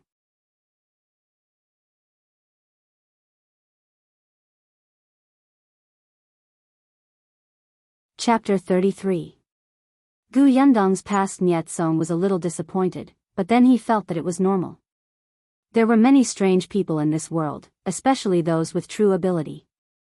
For example, there was a famous Go player in their prefecture city who was a very strange person. Gu Yundong did not know that he had already found an excuse for her. She rubbed her sore wrist. She had not drawn for a long time and was a little rusty. Fortunately, she slowly found the feeling again. Gu Yundong was an orphan in her previous life. She did not have a good life in the orphanage. When she was 5 years old, she had been adopted. However, half a year later, the couple who adopted her met with a car accident and passed away. She was sent back to the orphanage. Someone unknown said that she was a jinx, and that she had jinxed the couple to death. Because of this rumor, she had no friends at the orphanage at all. The director also didn't like her. The orphanage's resources were limited. In order to eat and wear warm clothes, the children in the orphanage actually fought openly and secretly. Gu Yundong was the one who was often bullied, but every time there was any conflict, the director would punish her. Gu Yundong had known since she was 5 years old that she had to support herself and could not be weak. She didn't have much feelings for the orphanage, but she worked hard and got into university herself. She worked part-time and studied to help herself find a job after graduating from university. At that time, the major she was most interested in was art. However, it took money and time to learn art. However, she lacked both and could only give up. Sometimes, when she couldn't help but feel tempted, she would go to the art academy to freeload some classes. She was very talented in this aspect and learned intermittently, and her drawing was very stunning. Even the teacher could not help but feel that it was a pity about her character drawing talent. He even applied for a scholarship for her to study this, but Gu Yundong rejected this. For people who had no guarantees in the future, hobbies were sometimes very extravagant. However, he did not expect that what he had learned back then would be useful here.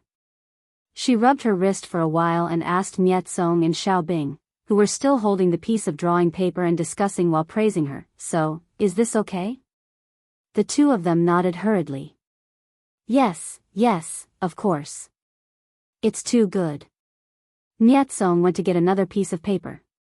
The smile on his face was much more eager. "Let's draw 2 more. Only 2 more. No more than that." She was beginning to miss the copy machine. With the first drawing, the second and third drawings were much faster. Not long after, Nyat Song gathered the 3 portraits and was about to leave. "Quick, go back to the government office and get someone to arrest him with these. Someone must have seen him before." He was about to leave when Gu Yundong hurriedly grabbed him back. "Wait a moment. What is it? You have to help me keep the origin of this drawing a secret. I don't want to be targeted by that vicious bandit. I still have my family to protect." Nyat Song paused and his expression turned serious. Don't worry. It's not just you. We also keep the painters who drew the wanted posters a secret. I'll only tell the provincial governor about you. No one else will know. The soldier standing beside him also nodded seriously. Miss, don't worry. To be honest, he still could not see what this girl looked like. She was too disheveled. Only then did Gu Yundong let go. Nyetsong quickly rolled up the drawings and left in a hurry with the soldier. As soon as they left, Gu Yundong also prepared to leave. However, as soon as she turned around, her eyes widened and she knocked on the table fiercely. We hadn't agreed on the amount of silver for my compensation.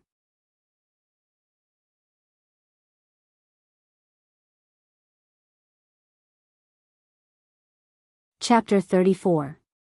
Finally Clean Gu Yundong was a little annoyed, but she could not catch up with him now that he had left. Fortunately, she was staying at his Aunt Kess' house now, so she could meet him eventually. She was not afraid that he would go back on his word. Gu Yundong shook her head regretfully and left the tea house. It was already a little late. The people on the street had started to pack up their stalls and go home. When they saw the dirty Gu Yundong, they covered their noses in disdain and stayed far away. Gu Yundong originally wanted to take a look at the environment of the prefecture capital. Seeing this, she hurriedly quickened her pace. She did not feel it just earlier, but now, she suddenly felt a little itchy and very uncomfortable. When she reached Aunt Kess' house, she could vaguely hear voices coming from inside. Pushing open the courtyard door, she saw Gu Yunshu and his sister sitting on small stools. They obediently raised their heads and listened to Auntie Ku. Madame Yang squatted beside the well and washed the clothes. There was only one set of clothes that they could change into. It was also very difficult to find a pond for them to wash and dry clothes on the way, so both sets of clothes were dirty and not easy to wear. Currently, Gu Yunshu and his sister's clothes should have been borrowed by Aunt Ku from next door. They did not fit well on them, but at least they were clean and comfortable. The clothes on Madame Yang should be Aunt Kess. They were a little short. Aunt Ku was facing the door, so she was the first to see her. She immediately pursed her lips and said to her, "You're so dirty. Hurry up and wash up. I've also borrowed clothes for you. They're in the west wing. Go get them yourself." When Madame Yang and the other two heard this, they immediately turned to look at her with relieved smiles on their faces. Aunt Ku snorted. "You're back so late. All of them thought that you'll leave and never come back. They're also distracted from work and don't have the energy to talk because of this."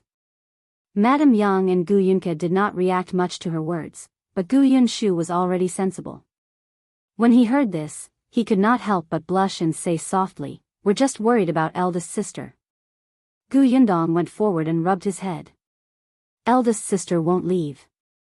You guys talk first. I'll go wash up." She entered the west wing. The room was not big, but it was clean and tidy. The light and ventilation were not bad, making people feel comfortable.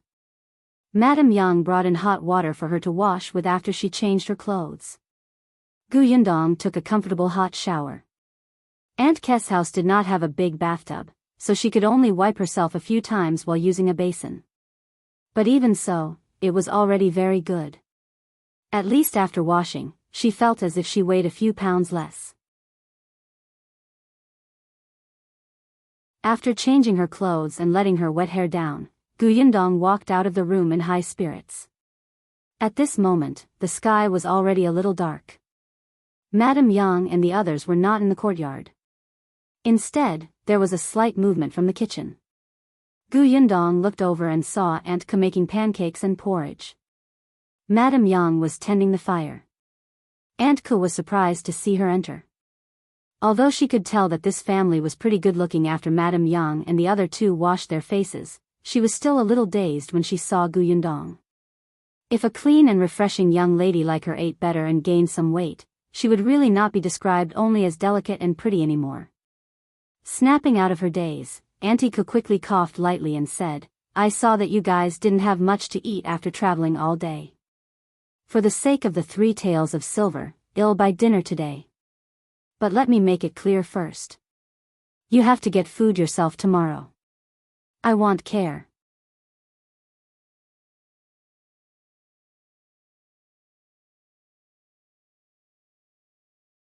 Chapter 35.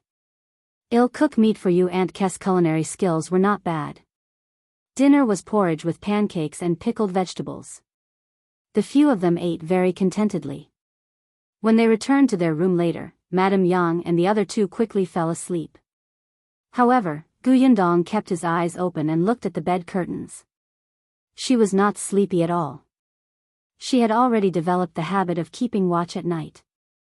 When she suddenly calmed down, she actually could not fall asleep. With Gu Yunka in her arms, the little girl even snuggled up to her when she was asleep. She looked very dependent. Gu Yundong suddenly felt a warmth in her heart when she saw her purse her lips and move. It was great. They were finally not wandering around homelessly anymore and would not encounter inexplicable danger. They could eat hot food and sleep on a soft bed.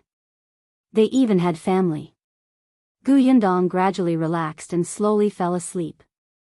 The next morning, she went out with 2 taels of silver. Aunt Ku had said that she had to cook her own food today.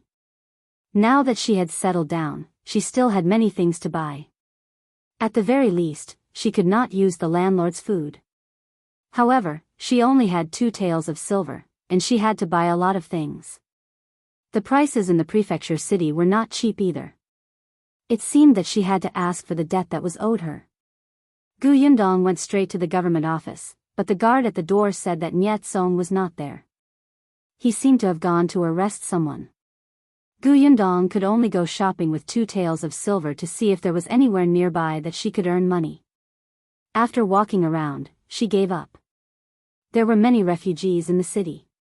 She asked around and found out that these people only needed food and accommodation to work. They did not need to be paid at all. Wasn't this destroying the market? How could work be for free?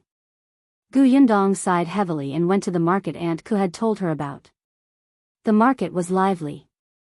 Gu Yundong bought a few vegetables, onions, ginger, and garlic, and went to cut 2 catties of meat. After walking around, she suddenly realized that there was a stall in the corner selling apples. When the stall owner saw her stop, he immediately greeted her warmly. "Miss, come and take a look at this sand fruit.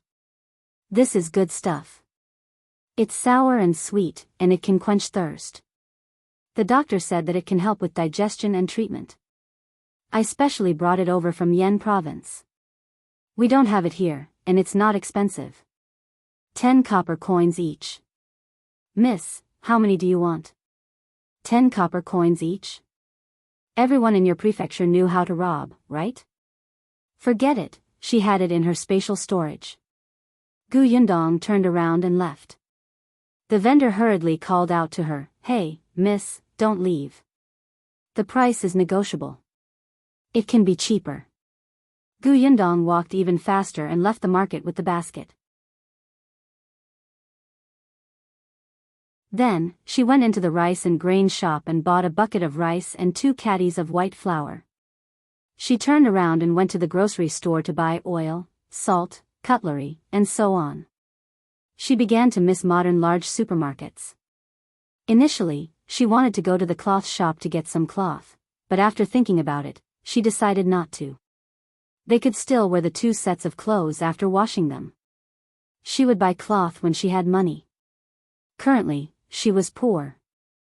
After buying everything, Gu Yundong could no longer carry all the items. She took advantage of the fact that no one was paying attention when she turned into a corner and stuffed a portion into her spatial storage. Then, she held the remaining tael of silver and slowly went home. Money was really something that was used quickly. Aunt Ku was not at home. When Gu Yundong entered the courtyard, Gu Yunka ran over and hugged her thigh.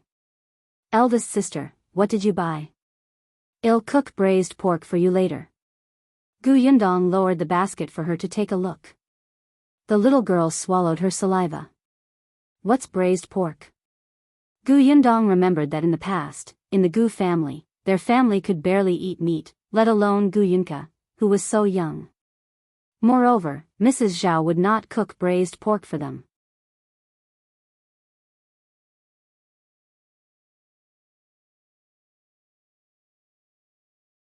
Chapter 36. For dishes and one soup, Gu Yundong stroked the little girl's furry and yellow hair and smiled. You'll know when eldest sister does it. Gu Yunka swallowed. It must be delicious. Gu Yundong went to the kitchen. She first took 2 apples, cut them, and placed them on a plate. She handed them to Gu Yunka, who had followed her in. Bring them to the central room to eat with brother and mother. What's this?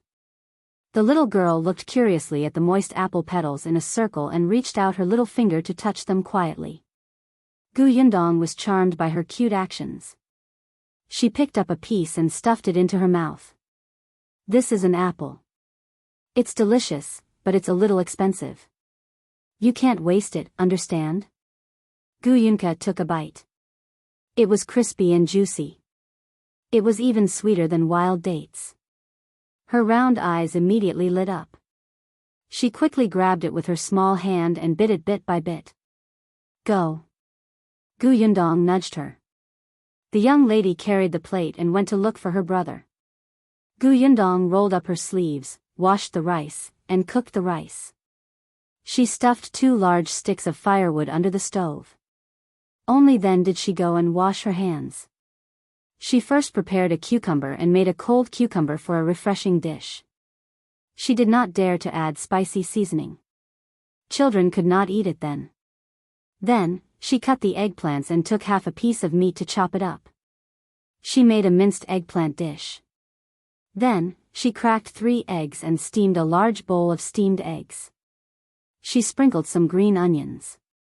They were yellow and green, and the colors were bright. Just looking at them made one's appetite rise. Then, she started to roast the braised pork. She had bought streaky pork that cost 25 copper coins a catty. The meat in the prefecture capital was also especially expensive. Gu Yundong knew how to cook since she was young. When she was alone, she would reward herself from time to time. Although her culinary skills were not as good as a chef in big restaurants, they were not bad. Therefore, when Auntie Ku entered the door, she smelled a rich fragrance. It was so fragrant that she subconsciously swallowed her saliva. She followed the smell to the kitchen and saw the busy Gu Yundong. Then, she saw a few dishes on the dining table beside her and could not move her feet. Gu Yundong turned around and saw her. She wiped her hands and said, Aunt Ku, you're back. Rest for a while. I'll cook some soup and we can eat. Auntie Ku tried her best to look away and said with a straight face, it's still early. Take your time to cook it. I'll just eat some noodles alone. It'll be quick. Gu Yundong smiled. You're treating me like an outsider. You spent so much effort to make dinner for our family of 4 yesterday. How can I let you eat noodles alone? Let's eat together later.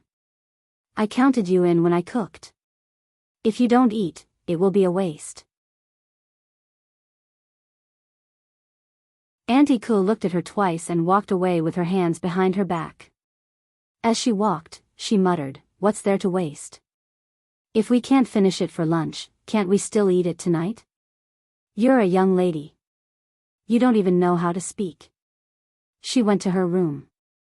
Gu Yundong could not react in time. Was this a yes? Or a no? Forget it, she didn't care anymore. She turned around and cooked the last dish, winter melon tofu soup. When the soup was served and placed properly, she saw 3 heads lying at the kitchen door, twitching their noses and sniffing desperately. Gu Yundong suppressed her laughter and asked Gu Yunshu to call Auntie Ku. They could eat now. Gu Yunshu quickly turned around. He had just taken 2 steps when Aunt Ku arrived. She walked up to Gu Yundong and said with a serious expression, give me your hand. This is for you.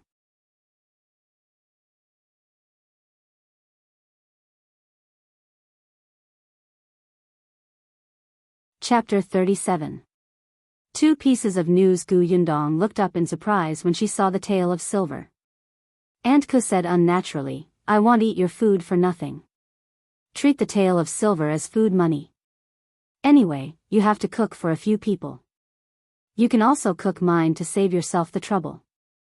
1 tael of silver is enough, right? It's enough, enough. Come with me to buy groceries another day. I know which store's food is cheap and fresh. Gu Yundong put away the silver and immediately nodded. No problem.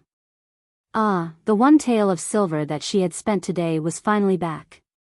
Her heart did not ache so much anymore. Gu Yundong happily placed the bowls on the table. The two little ones and Madame Yang looked at the dishes on the table impatiently. Big sister was so amazing. They had never smelled such a fragrance before. Gu Yunka took a bite of the steamed egg. Her face seemed to be glowing as if she was intoxicated. It's smooth and delicious. Gu Yundong looked at her and felt a little sad. The young lady had never eaten steamed eggs. Madame Zhao was very stingy with their family. If there was good food, it was given to the second and third uncles' families. If they dared to crave it, she would slap them mercilessly. She scooped a big spoonful for Gu Yunka. Eat more if you like it. I'll make it for you often in the future. Eldest sister, you're the best. The little girl raised her head and chuckled. I like this place. There's no grandmother Zhao to scold me, and no second sister to hit me. There's also delicious food. It's even better than in my dreams. The second sister she was talking about was her cousin from second uncle's family. She was a year younger than Gu Yundong, but she was arrogant and domineering.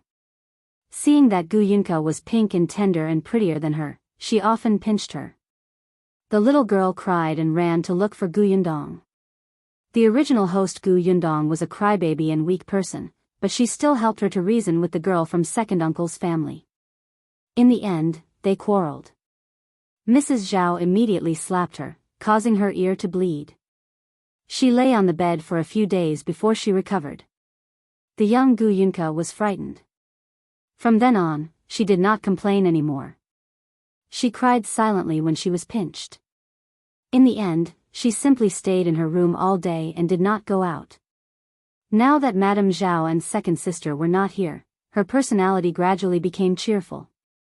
Gu Yundong's heart ached, but at the same time, she was very gratified. She felt that making her family members' 3 lives better gave her a sense of accomplishment.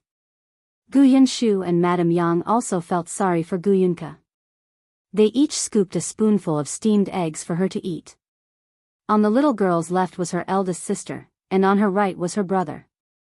She felt so happy and stuffed her mouth with food. She was very happy, and Gu Yundong could not help but want to pamper her.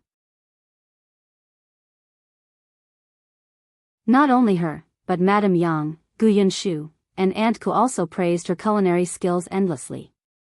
They ate all the dishes. They had never thought of such a life before. Gu Yundong also liked such peaceful days.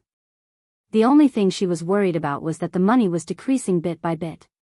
Fortunately, 3 days later, Nyetsong finally appeared at the entrance of Aunt Kes' courtyard. Moreover, he had brought her 2 surprising news. When Nyetsong saw Gu Yundong again, he almost did not recognize her. Was this really that little girl with disheveled hair and ragged clothes? She was actually so good-looking. Gu Yundong ignored his surprise. She held out her hands like a debt collector. My silver. Yes, the voice was very familiar. It was definitely her. Only then did Nyetsong take out a banknote from his money bag.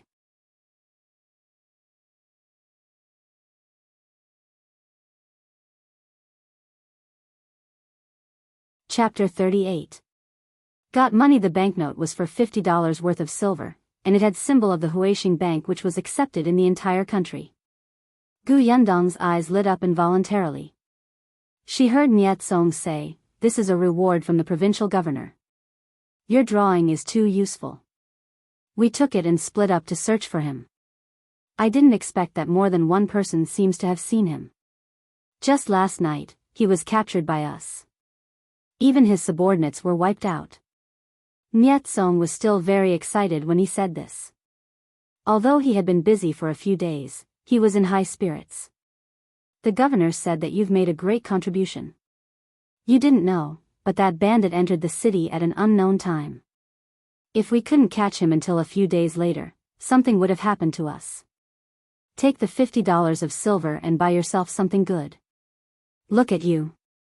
You're quite good looking. Just your outfit." Perhaps because he was a little familiar with her now, Niet Song spoke much more casually. Gu Yindong pretended not to hear him and looked at the banknote happily. She had to find an opportunity to exchange it for silver. Anyway, she had a spatial storage and was not afraid of the weight of silver. Unexpectedly, Niet Song took out 2 more silver ingots. "This is for you too. This is the entrance fee you paid when you entered the city. The governor said to return it to you." Gu Yindong was surprised and hurriedly took it. "Your governor is really a good person. May he have a safe life." Niet Song looked at his empty palm. This action of snatching money was too fast and obvious. He shook his head and laughed. "I didn't expect you to be a money grubber. All right, I'll give you the money. It's time for me to leave." Gu Yindong waved her hand and told him to do as he pleased. However, Niet Song had just taken a few steps when he suddenly turned back. After hesitating for a moment, he lowered his voice and whispered, "There's something else I have to tell you first." Seeing his serious expression, Gu Yindong finally looked away from the banknote. "What is it?" "I just came back from the government office and saw someone coming from the capital. I vaguely heard that in the capital." He lowered his voice even more, making her almost unable to hear.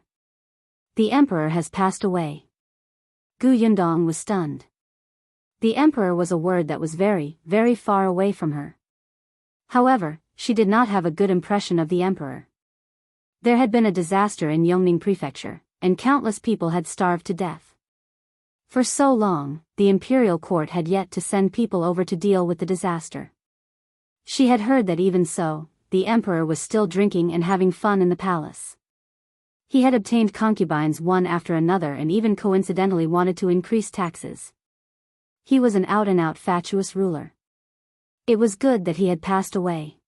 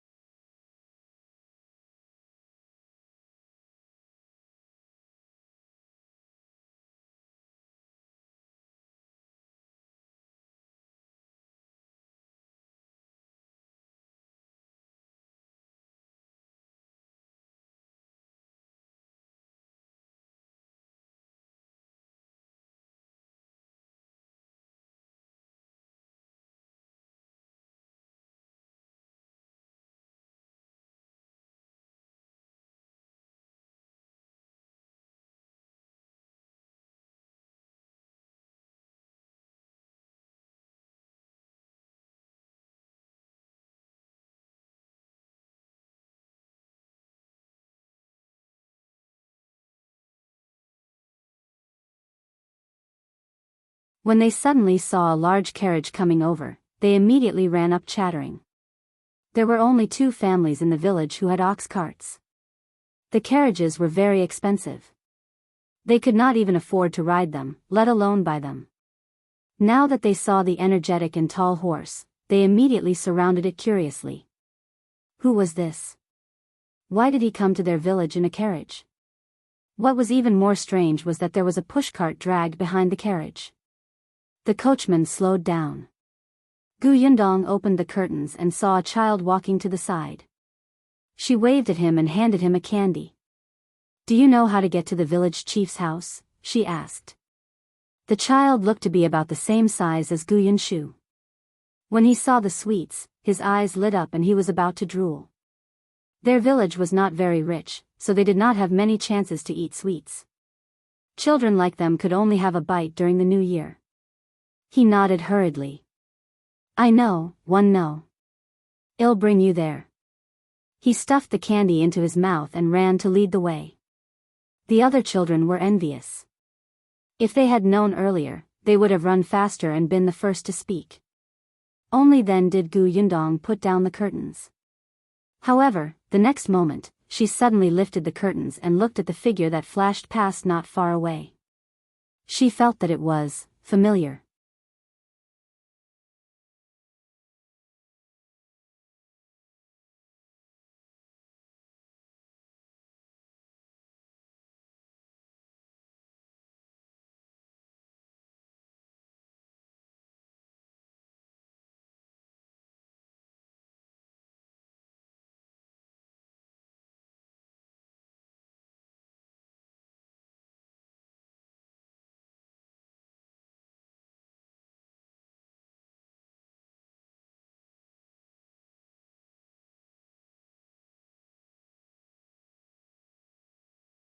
However, since they wanted to buy it, there was naturally no problem. Chen Yulan's eyes lit up and she looked at Gu Yundong eagerly. The location here is rather remote. If it's a mu of land, let's make it 5 taels of silver. If it was the center of the village, this price would not be the same. Okay. Since they had already decided on the location, Chen Liang brought Gu Yundong back. This time, everyone in the village knew that Gu Yundong had fled to this place. The way they looked at her changed. It was no longer the envious and fearful expression they had when they saw the big carriage.